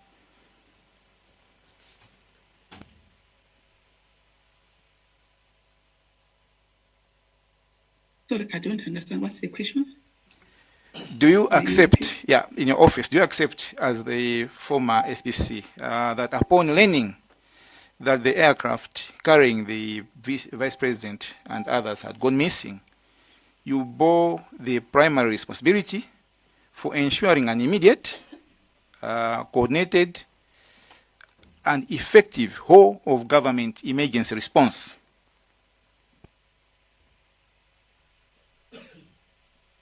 They may not understand what is primary, but I took steps to follow up when I got the call from the airport commandant, and also steps to invite the IG and the MDF commander to go and brief the president. And thereafter, of course, as I explained, that then we had the emergency cabinet and all the events have already alluded to earlier. If I may focus, my focus is the primary, or rather just the responsibility to ensure an immediate, coordinated, and effective emergency response.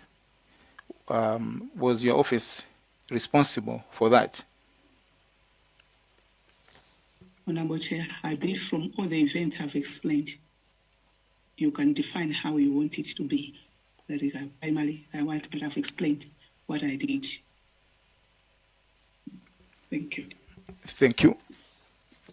The information that this committee has received so far from a number of witnesses suggests that there were delays and uncertainty in the activation and coordination of national search and rescue operation. Madam, can you explain why every available national resource was not mobilized immediately once it became apparent that the contact with the aircraft had been lost?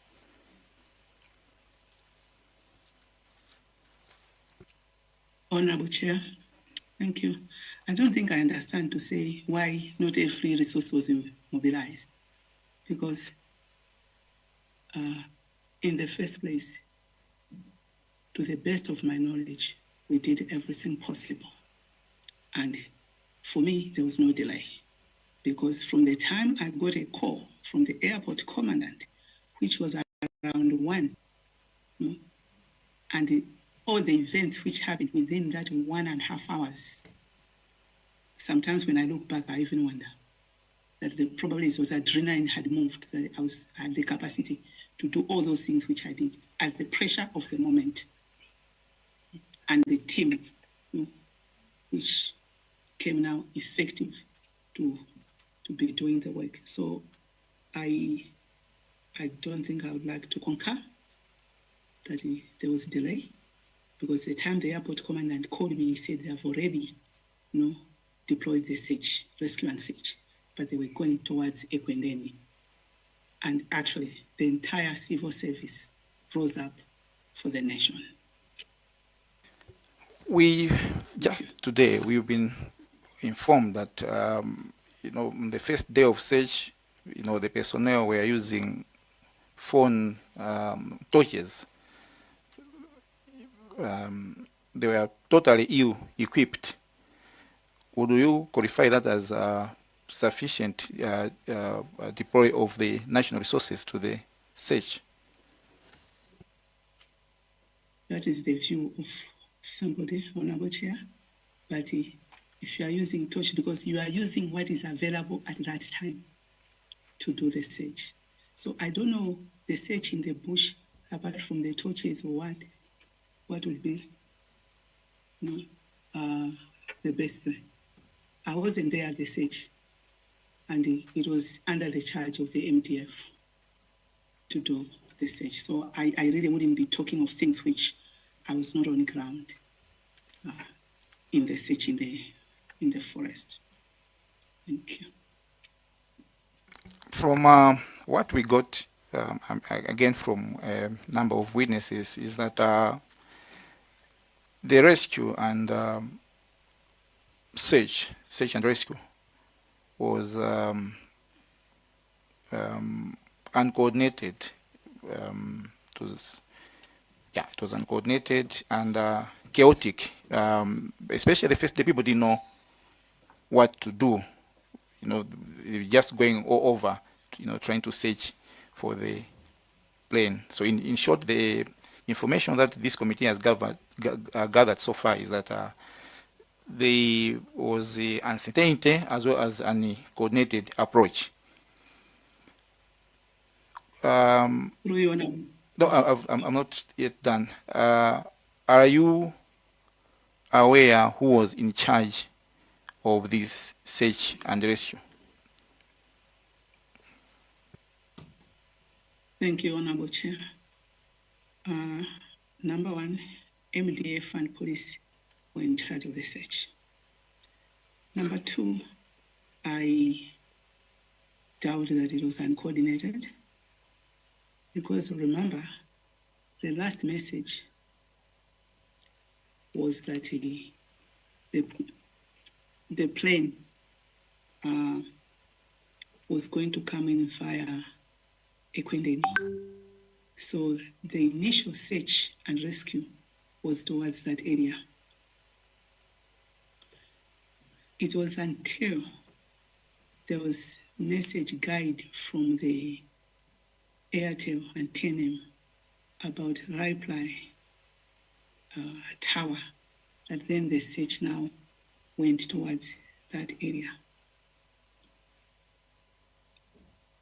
And also, let's remember that, after that press release, I believe the whole nation was worried and everybody probably wanted to help. So you wouldn't be there and be stopping. That is now just me off cuff, that you wouldn't be there and stopping people. But I'm sure the ones from the professional bodies, they knew what they were doing, because in the MDF, they work according to their commands and orders. And normally they have structures, and they are very good in logistics generally, MDF. So they have structures, a base commander or what different levels who give orders. So I doubt that it will be, maybe some people will see uncoordinated because the public are also coming in and doing whatever they can at that time. Thank you. So if there was failure in coordination, I'm not saying, we may not agree on that one. Who would be responsible for that failure? Is it your office, MDF, the police, or what institution would be attributed that failure? But failure in what? Because I don't understand. Failure in what? In carrying out a properly coordinated search and rescue. Through your Honorable Chair, I don't believe it's not coordinated, but the MDF and police were on the ground, as I have mentioned before. So I'm not in a position to answer that. Thank you. Looking back, when all is said and done, do you believe that the government discharged its duty of care to the Vice President and the 8 other families, their families, and the people of Malawi with the agency, diligence, and the professionalism that such an unprecedented national emergency demanded? If you look back, do you think we did the best we could in the circumstances, looking at the magnitude of the incident in terms of the response? With the best of my knowledge, yes, we did. Thank you.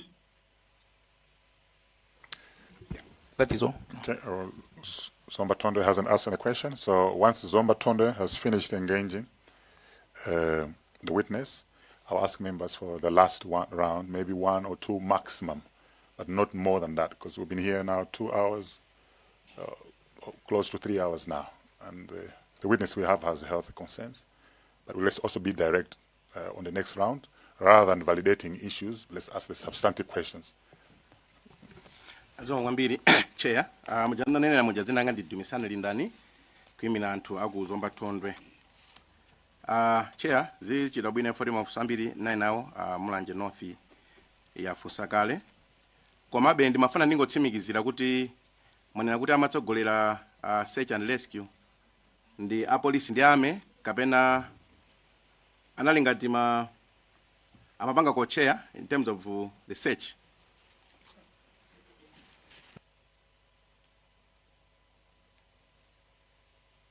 Thank you, Honorable Chair. I think we can confirm with them who was leading between the two, but I would like to believe that the MDF was. But civil aviation also, remember.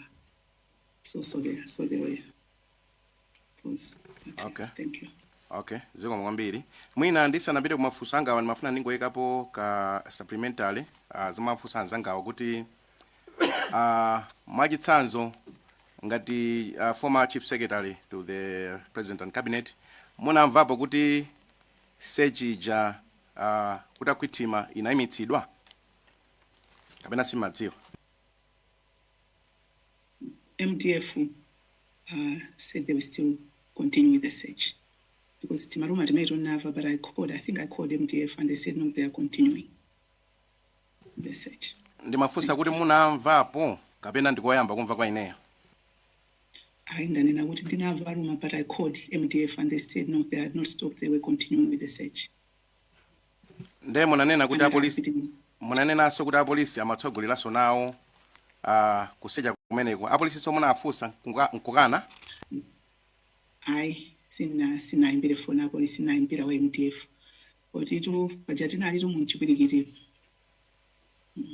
But I called MDF. Chabino. Mafuna mwina tichoke pa nkhani imeneyo. In a nutshell, zonsezi zitachitika kumafika lero ngati office yanu amene mlali number 1 civil servant munapanga ko analysis ndikupanga submit report ya mene zinthu zinaendera kwa president.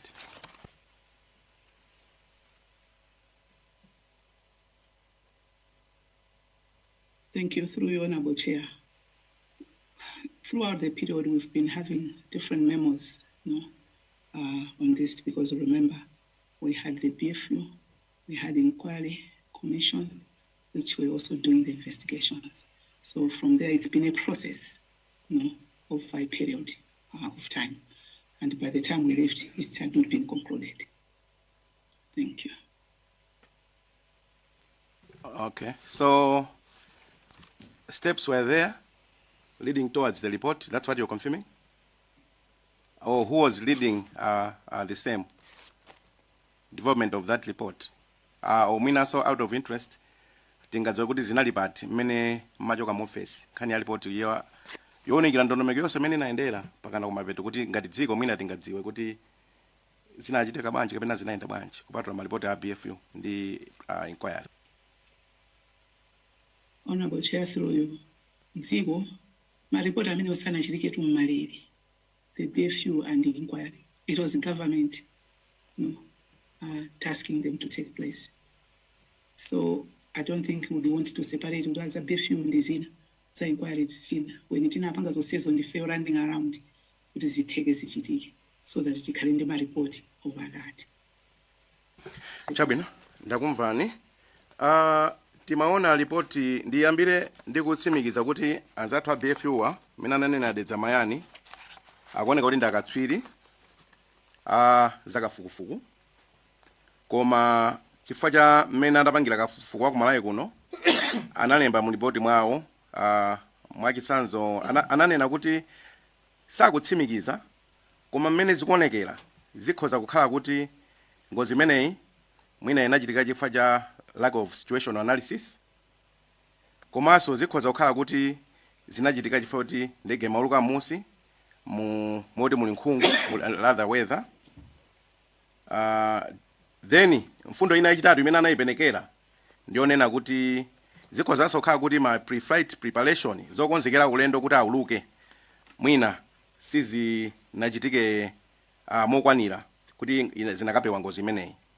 Kumapeto kwake ndikumene anadzalemba statement yotsindika kunena kuti chifukwa choti analibe information yokwanira pa page 20 ya report imeneyi, chifukwa analibe information yokwanira sanakwanitse kutsindika makamaka pa nkhani ya weather, chifukwa ngakhale mmene amatulutsa report imeneyi panalibe kuyerekezera ndi kapena akadaulo aliwonse kuyikapo ndemanga pa nkhani ya weather imene ngati dziko mwina kunjezera njira zina tipempha akadaulo ena kuti adzatitsimikizire nkhani ya weather kuti mwina ngati dziko tione ndi kupewa zinthu ngati zomwezi mtsogolo. Koma ndikukhulupirira kuti talinso ngati chipinjo choti ndikukhulupirira kuti ngakhale ino munakasangalala kuti report imene itatuluka moyerekeza kuti akadaulo saunika kuti nkhani za nyengo zinali bwanji. Koma kumene ndikupita nkonena kuti pambuyo pakutulutsa report imeneyi ndikumbukira sindikudziwa ngati munapita nawo kuma president opuma Dr. Lazarus Chakwera nthawi ina anapita ku Chilima kumenenso kumapezeka amene amalemba report imeneyi, ndipo ngati ndikumbukira bwino atola nkhani akumeneko anafunsa kuti bungwe la kuno ku Chilima linapita kukachita kafukufuku ku Malawi ndipo anakupatsani report, chifukwa chani simukutulutsa? Ndipo president athu nthawi imeneyo ananena kuti ituluka, ndipo patapita kanthawi report ijadi inatuluka ndi imene timayionayi. Ndi imene ndimafuna ngobweretsabe nkhawa zina zimene amalawi amakhala nazo kuti inu ngati chief secretary kuchedwa kwa kutuluka report imene ija mwina munakuona bwanji, ndikukhulupirira kuti mwina kulali kuwunikiranso bwino kuti aone. Koma nkhawa yanga ilipo kuti munafotokoza kuti akatswiri amene wa ku Chilima akagwira ntchito yawo amayika pa makina pa kompyuta awo pa website kuti anthu azitha kuona, koma inu munakwanitsa kuwapempha kuti achoke mmene amapangira njira zawo aganizire mafamilies aku Malawi kuno mwina adzapange kayi brief asanapange mmene amapangira zinthu zawo. Ndiye chitsimikizo chonena kuti mwina osati ineyo koma kuti mwina kungwatsikimikizira Malawi kuti mmene munapangira influence kuti asayike pa makina a internet sizingathekenso kuti mwina munapangitsa influence zolemba mu report mu, ngakhale ineyo pandekha ndinawo chikhulupiriro potengeranso kuti mwina weather panalibe. Ndifunse kayi funso limeneyo. Thank you. Through your honorable chair, mwina tingo ndikonze pamene kuti mwina Ndinatsatira bwino ndimanena kuti akayika iwowo pa website imathera kumwepo, koma tinapempha kuti kuonjezera koyika pa website ipo ife adzatipangenso present in person. So sikuti tinaletsa kuti asapange zimene amapanga, but it was in addition kupempha kuti adzachitenso present in person kuti padzakhale mwayi anthu otha kuwafunsa amafunso. Nkhani yakuchedwa kwa kutuluka kwa report imene president anafichidwa ku Chilima mundine manga ku Chilima sinapite nawo, koma nkhani yoti report inachedwa kuti inali itatuluka, report sinali itatuluka. Debriefing yoyambirira inachitika ya mission mmene inatuluka ya interim inatuluka pa website sinabwere kuti yabwera kwa ife ayi.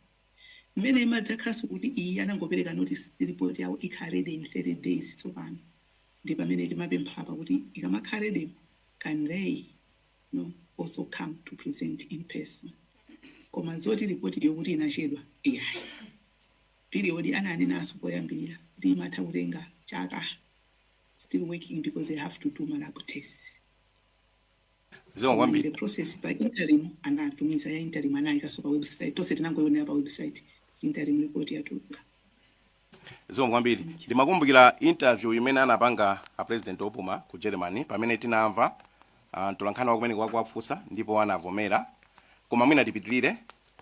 Pamene ndikumaliza chair, ndimafuna pa umunthu ndimatenga nkhani imene anatipatsa square ija kuti imene anabweretsa ndi umboni wawo ndi nthawi anayika nthawi yawo bwinobwino imene amafotokoza mmene mmalumikizana nawo pa foni.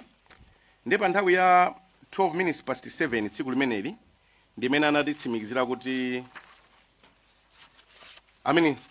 past 12 ndimene anatitsimikizira kuti angonditawa koma ndinazo mutu kuti anatitsimikizira kuti ndi pamene munaza kambirana nkhani yonena kuti ndege yabwerera ku Mzuzu.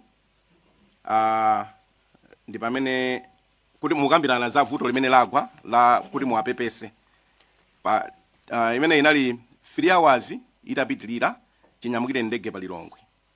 Koma ulendo wa ochoka ndege pa Lilongwe kukafika ku Mzuzu ndi about 50 minutes kapena 45 minutes. Kubwerera ndi kuti zithamangira mwina 1.5 hours even atakhala kuti abwerera ngati sakumana ndi chovuta china.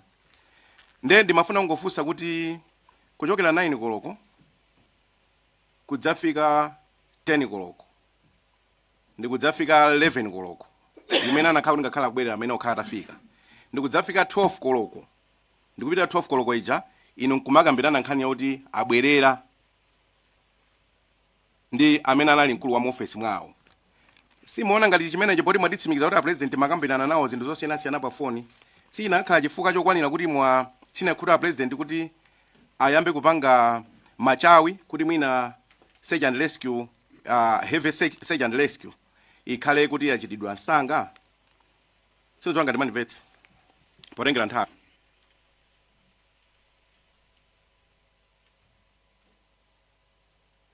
Ndakumfani koma ndiganiza ndayankha kale mfusa amene onena za time delay because it was until I got the information nanga first tikhala kuti tili kundege koyendetsa ndege because it was until airport commandant called to cause alarm. Koma madam former SPC with due respect Bebani fuso also ndifuze ndikufuniana kuti mujere mwansanga ndikuona kuti mwina tikutulakisa nthawi ndi matendawo koma beti funeni zabwino zonse. Pamene papa ndimafuna kuyerekeza kuti mwana akudwala nyumba wapita ku ulendo kwa pandege mwana wathu ulendo uja akhala ali mwamba amayenera kuyenda 50 minutes ndetamva kuti mwana uja akubwererako ife nkumanena kuti pepani poti zatero koma nthawi ngakhale yobwererayo yapitilira ndi 1 hour plus mwanayo sanaterebe tingakhalebe kumakhala kuti tikudikira 2.5 hours ina kuti kwane 2:30 kuti tiyambo chitapo kanthu za serious other than mafoni anthu makamaka interest anga ilipo wapanga advisor president kuti mina ndinakatha kuchita zinthu mwansanga mwina munayankha pamene ndapaphonya koma wali anga ili pa nthawi potengera kuti sizinakatheka kuti akhale mpaka na 3 hours kupita ku Mzuzu ndi kubwera ku Lilongwe. Loyona boche ndanena kale kuti it was until airport commandant called that I knew kuti anthu awasanarani sanafike ndipo ndege sakuipeza parada. Chair ndisiye pamenepo ngakhale I'm not anyway ingolese pamenepo zikwambiri. Atakoza kwambiri. Tikwena na utimalizise mafunso then ndifuna tikhale coordinated straight to the point. Tugise nkagadiwa zambiri afotokoza maximum imene ningalole ikhale 2 kuti ate kuyankha nthawi imodzi ndi ngati mwabanga engenji mafunso nthawi yomwe ngati zingakhale bwino one question koma ngati simukuyenera kufunsa musafuse for kuti mufuna mufuse kuti anzano akufunsa mafunso amene ali ndi pertinent question amene ndimpange recognize zikhala bwino. Tiyambe ndi Mwanza Central. Zikomo kwambiri chair. Oti ukamba za date pa 10 June tsiku limene pana inachitika ngozi mene makakumana ndi a president mwanena kuti 2:30 around 2:30 kuti mukaauze and powauza munaonjezera mawu onena kuti mumakawuzanso zowadziwitsa kuti a vice president abwera, ndipo pamene anadzayankhula mawu achichewa. Nthawi imene mafotokozera zimenezi mukuyankhula munanena kuti iwo anali asakudziwa. Ndimafuna muchite confirm ngati zili zoona zimenezo.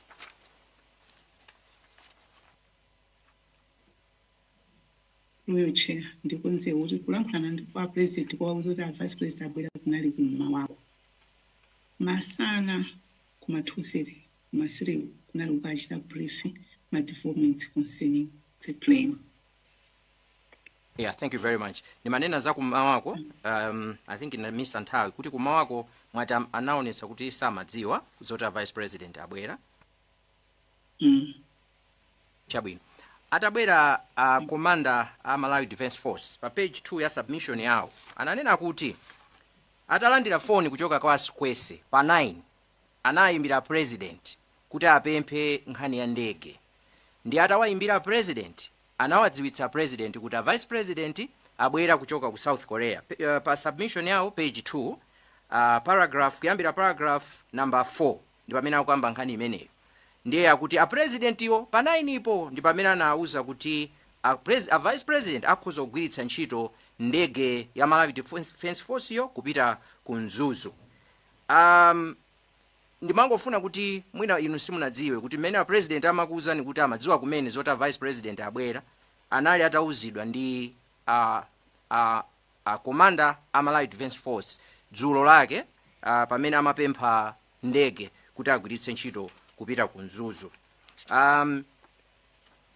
Chifukwa choti chairman na kuti tichite restrict to 2 questions, then mafuna kuti ndingofunsa funso limodzi lomaliza limene ndimafuna kuti ndiyankhe tikatero enawo ndi asiya mwina anthu enaso akhoza kufunsa.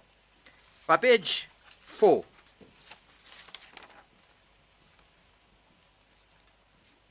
pa page 4 ya meeting imene inachitika ame commander ananena kuti iwowo anadziwitsa president 10:45 ndipo anapempha president kuti akumane nawo.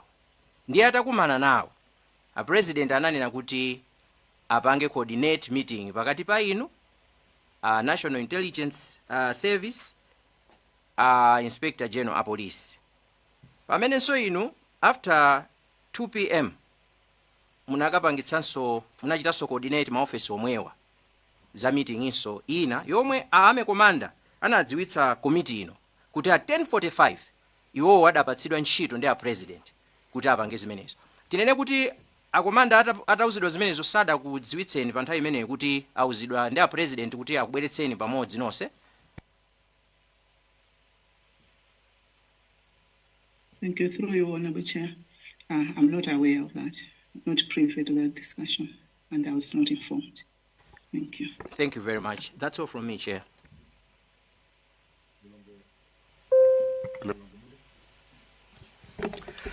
Zikoma kwambiri Chair. Poti tili limited ku nthawi ndimafuna ndingofunsa nkhani ya maripoti kwa president. Pali anthu angapo amene amalankhulana ndi a president ukapatsa maripoti.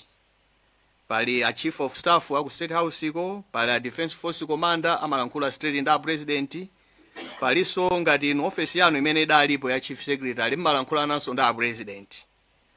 Kodi zimatheka kudziwa kuti awa anakanena zakuti kwa president awa kapena kuti mmapanga share notes mukamapereka maripoti amenewa kapena wina amapita maripoti ake wina sopita maripoti ake wina sopita maripoti ake kufikira kuonera kuti simungadziwe kuti koda chief of staff awauza kuti chani a president maripoti amenewa mmapanga share kunena kuti magawana kapena aliyense amapita maripoti ake. Zikoma kwambiri Chair. Thank you, Honorable Chair. Every office has their own mandate. So when you have your own mandate, you are going to the president, you go to report on your mandate. So for me, I go to the president to to report on my government business. Thank you. Okay, wafundo mwe yeah. So, kuti ngati ndikubanga ni gag. Ningofuna zinthu zikaiza dongoso, right? Yeah, that's the whole idea. So ngati question ili pertinent, taifusana. Zikomo kwambiri chair, nafuna kufusa supplementary question chifukwa chonena kuti mwandiuza kunena kuti aliyense amapereka maripoti kugwirizana ndi mandate yake. Kusonyeza kunena kuti Defense Force Commander akhoza wauza president kuti ayi vice president aja abwerako afuna ndege, winanso mwina chief of staff so nkunenanso vice president abwerako, inuyonso mupitanso nkukauza kuti vice president aja abwerako. Ndeuti mwina zikhoza mayenda ngati choncho.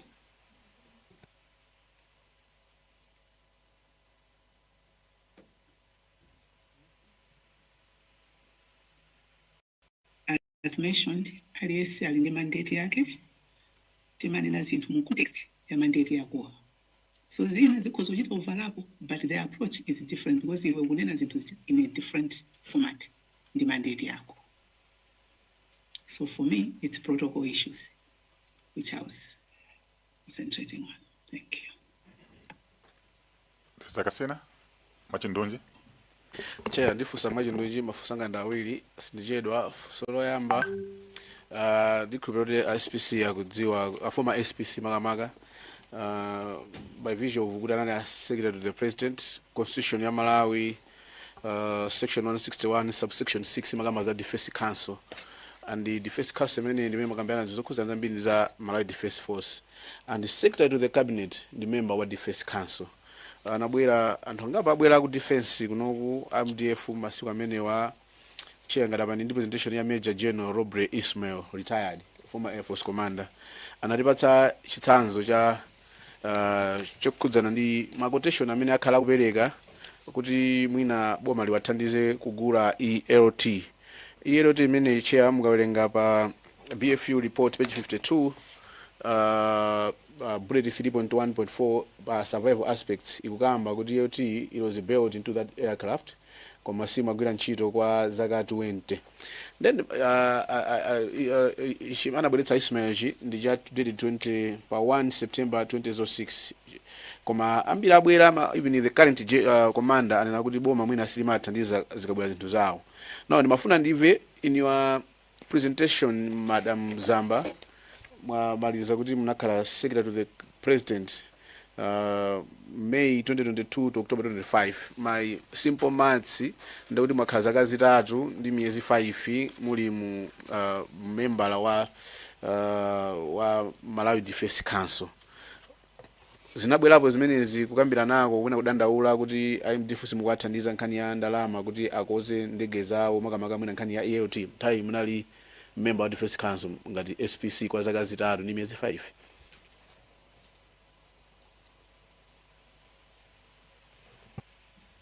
Thank you, through you, Honorable Chair. Let me also put on record that in not all meetings that I attended, there are some which probably I missed. Komano, it's not like when you're in the Defense Council that we are discussing budget line by line item in terms of specific items which are operational.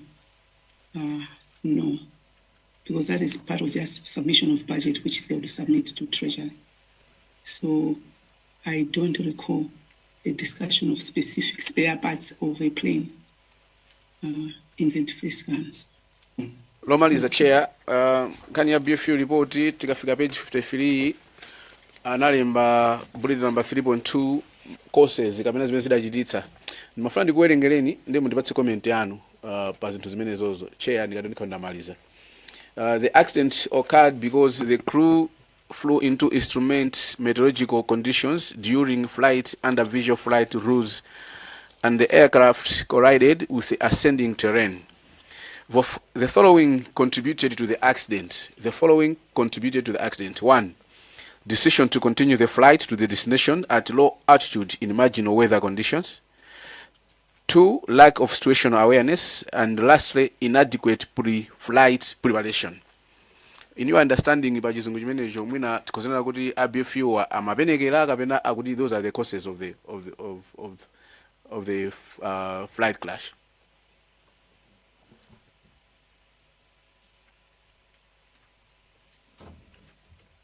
Thank you, Honorable Chair. These are experts in the accident investigation. So from their tests in the labs, and this is what they came up with. So I honestly wouldn't be questioning that, because all of them are pilot and fly crew decisions. And we also know that we've been told that the pilot was a very experienced pilot. So these are also experienced people. Actually, I think there was also one lady in the team who was a pilot currently, and the lead was also pilot and an investigator. So I don't think I would be in a position to question, because we wanted them to do an independent investigation and advise, and that's the advice they came up with. Thank you. Thank you so much, Chair. Tikatero ndamaliza udetsa kasina. Nkatabe North kenako dedza mayani in that order. Yeah, that's all the Chair. My question comes to Panabwera akubanja manena kuti during the briefing anafusa kuti chifukwa chani ndege inkakwera mwamba ndikusika in other point in time imapanga spinning. Those who say kuti an experienced investigator and saying their answer was kuti na also sakuziwa. Secondly, anafusa so kuti information where do you get information, the source of the information kuti they are a person from the government ndamina nkapasa directive chifukwa zose zimene analemba is not in assumption. Were you there during the time of briefing of the family?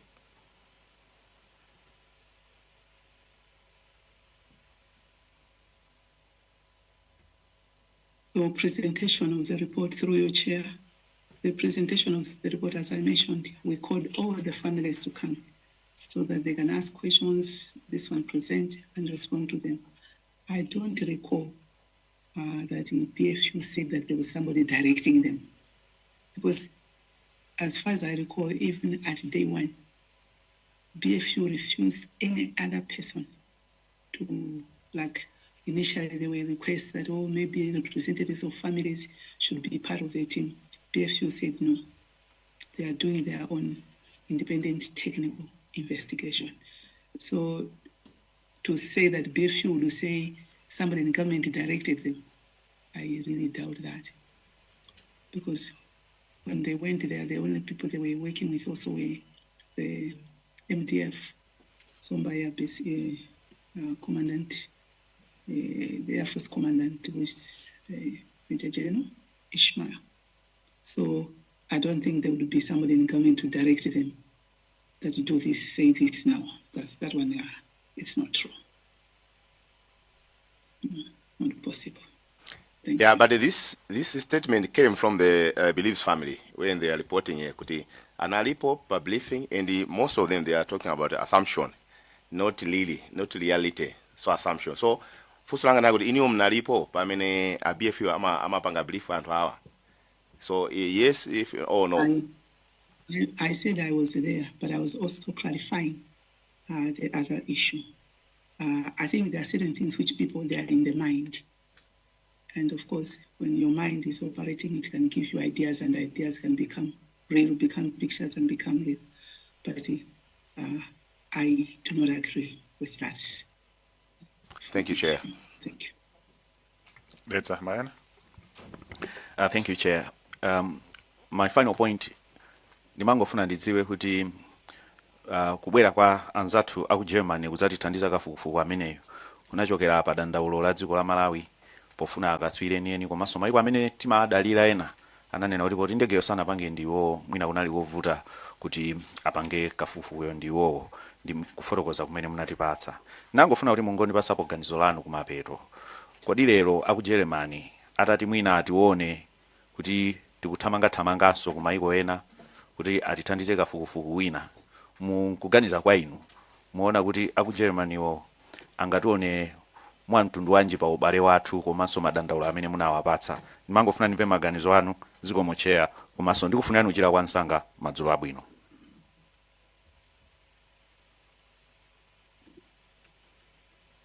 Thank you, through you, Chair. Sinazolo nzovuta uzira nkukula nangasi ngati anthu tinapempha mayiko ndi anavomera inako kuti thandiza ndiye mwina ifenso ngati dziko tunena kuti chithandizo chimenecho sitochiona ngati nchaphindu kaya tiona kuti achiaperewera sindikudziwa nanga kuti mwina pali kusintha kwa maganizo koma I don't know ngati enaso angavomere mwina I don't know, yeah, because ifeyo tinafunsa kukala akuluakulu enawo and the only one amene anachita respond for my development partners meeting anabwera onse. The only one amene anachita respond positively in my Germans. But for us, we felt no, foreign affairs ask also the British and the Americans being donor akulu, but they all said no because but now some guidelines how they get involved. So mwina sindokudziwa mmene mwene namura mwina takafuna so wina. I'm not really sure because that is dependent on it. And where now? And your wishes. Mulanje. Zikomo chair. Fusolanga ndira una accountability. I'm not sure kuti mchijawa yake ndi yani kweni. I think balibe chijawa yake then fusa chizungu. Madam, should this committee conclude or make a finding that delays, poor coordination, negligence, or abdication of duty materially compromised the emergency response, who do you think should be held accountable in your view?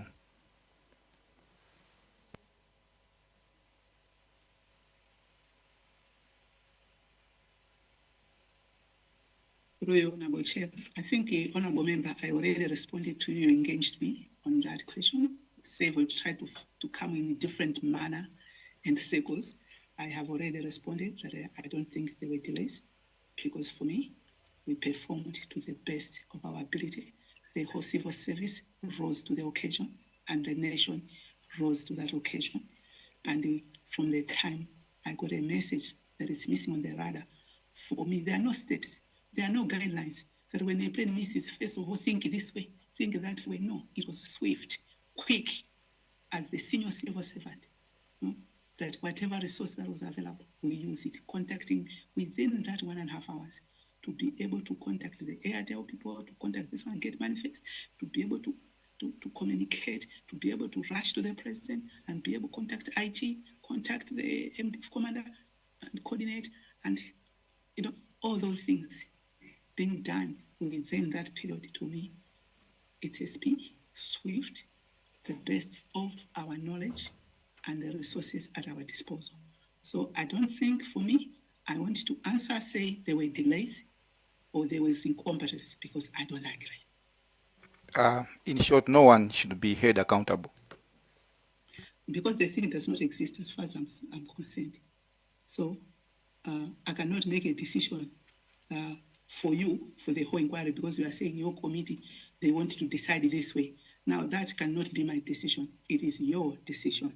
But for me, I can account what I know and what I was responsible, and the best that the civil service performed in the pressure of the moment, a situation, a tragedy which befell the nation. Nothing of that sort has ever happened in Malawi in history. But somebody, we spend sleepless nights, people spend sleepless nights working, communications, checking to make sure that the country still holds together. And the fact that the country went through that period still holding, it's because behind it, there were drivers who were doing this. And I was one of those senior drivers in that operation. So I do not agree. Thank you, Honorable Chair. Thank you. And finally, in hindsight, is there anything that you look at the back and you think should have been done differently that might have strengthened the response to this national tragedy? also enhance the prospects of rescue. Thank you. Thank you, Honorable Chair. No, I don't think there would be anything to be done differently, especially when I've already accounted that we did the best we could in the prevailing circumstances and the pressure of the moment to the nation. Thank you. Timalizise ndi Zomba City South. Pakalaso Fusolina. Mwanza. Kozapeza kaya? Okay. Sinufuna mubile ndi mangawa. Aliase. Okay. Okay. Chabali pangeza. Zikomo kwambiri chair. Inenso ndikufuneni kuchita kwa nsanga ngati anzanga achipatala akudedza mayani. Ndingokubwezani pambuyo pang'ono. Munatiyankha kale kuti muna ndi a secretary for health amene tingafunse mafunso okhuzana ndi autopsy. Ndikukumbukira bwino manena kuti banja lililonse linapasidwa mwayi utakhoza kupeza dokotala wawo kapena kuti pathologist. Ndi advice imene taitenga tikakumana ndi secretary for health tiyafunsa bwinobwino. Komano mmalipotimu mukusonyeza kuti mabanja ena amene abwera kuno akuti samaziwa kuti pathologist amene anagwira thupi la m'bale wawo ndi ndani. Zimenezo sakuziwa. Komanso panabweranso banja tawerenganso mmalipoti kuti banja la azimbiri muluzi anasankha dokotala wawo koma dokotala ameneyi sanaloledwe kugwira ntchito. Ndeni mangofuna kuti tikamapita kukakambirana ndi secretary for health kuti atiyankhe mafunso amenewa tingochita clear kwa inuyo kuti kodi instruction ngati bwana wamkulu wa mu civil service sinachoke kwa inu wauza secretary for health kapena anthu ena amene anali kuchipatalako kuti madokotala athu akhala awa. Timafuna tichite clear pamenepo kuti tikamapita kwa secretary for health tiziwe kuti bwana wawo sanapereke instruction kuti madokotala akhala amene anagwira ntchito imeneyi wa family asabwerese dokotala. Zikomo kwambiri chair. Thank you, Honorable Chair. Maybe just for clarification, remember that there was a committee chaired by Honorable Titus Simvalo. Kunali committee imene chairman wake anala Titus Simvalo, a Minister of Justice. So kuti tinene kuti ineyo ndimapanga ma decisions onse. Ine ndine secretary wa cabinet. Committee imeneyi kumakhala kuti pali masabuwa committee amene akupanga zinthu zosiyana-siyana kumadzapeka maripoti komiti yayikuluyi. Ndinanena kuti a Minister of Health ndapiyesa amene amachita lini pa nkhani ya za autopsy. Komanso ndinati a vice president family anasankha munthu. Sindinati each family inasankha munthu wake. Koma what I know is kuti a vice president anasankha munthu. Koma munthu uyu anati sangathe kugwira yekha pafunika team. I think and what abwera on the ground anati they also need to do the rest of the team so that they have a pattern which they can establish. Komanso I think ku police ndi MDF I think iso kuli malamulo awo amene amene opanga. Amene sanapangidwe autopsy ndi munthu mmodzi, the deputy director of protocol Mr. Lapkin. Koma ndinanenanso ndinapitiriza chichewa kuti koma timaditero kwambirito sindingachite kutilondoloza ineyo. Amene ambachita leader amene self health on DPS wa mwina akhoza kulondoloza kulongosola tina ndi tina. Because nthawi imene it can't be kuti chilichonse ndiupanga ndine. Oloso kuti ndikumbukire chilichonse. Zina ndikukumbuka, zina sindikukumbuka. I think ndinadzala kulongosola choncho. Ungobweresanso. Sikomo. Tathokoza Madam Zamba. Muchatinanenera tikacheza ndi anduna akale Minister of Health komanso a Secretary for Health.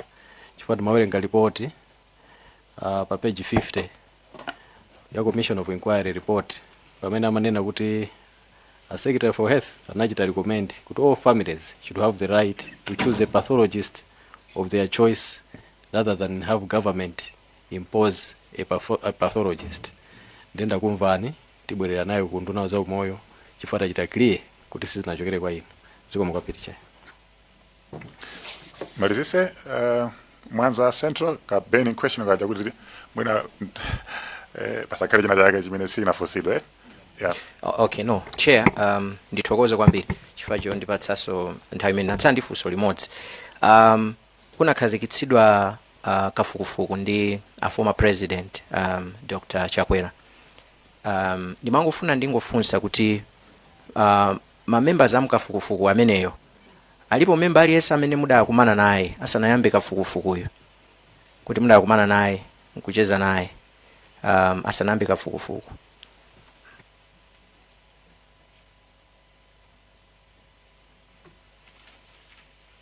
I don't recall, Honorable Chair. And may I also put on record, Honorable Chair, that much as we are closing, but I've really stretched beyond. My neck issue is now causing me quite a lot of stress. Thank you, Honorable Chair. Thank you, Chair. That's all from me. Thokoza. Mafuna ndifuse fuso lopheka kwambiri koma lofunikira pa press statement imene muna tumiza munanena kuti anthu amene tinataya miyoyo analipo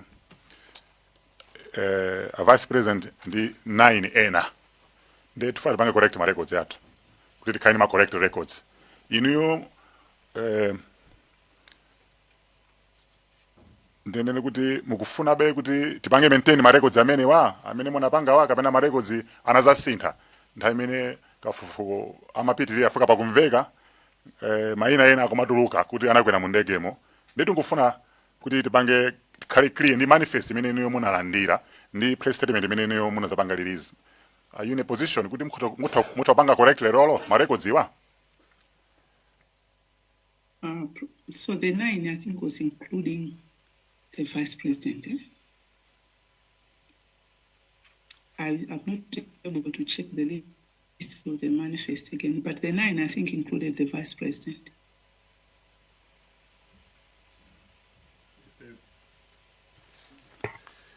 Carrying the vice president, Right Honorable Dr. South Chilima, and 9 others. Pamene maripoti ena tikamawerenga ngati commission amanena kuti including the vice president and 8 others. So it's very important anopa kuti pamene tikupangana ngenji tikhala vereke kapena panali opportunity ina imene munazapanga correct record mtsogolo. Probably that's a human error because it was that time when it was so tense and we were just getting calling around asking information. So I think probably was 8 others, while the 9th meant the vice president included. Probably it was a typo or something. Thank you. No, so makambi zithandizira kuti marecords athu maripoti athu izakere correct tikamazapanga state ma victims tikhabai tupanga verify koma ndikuthokozeni kuti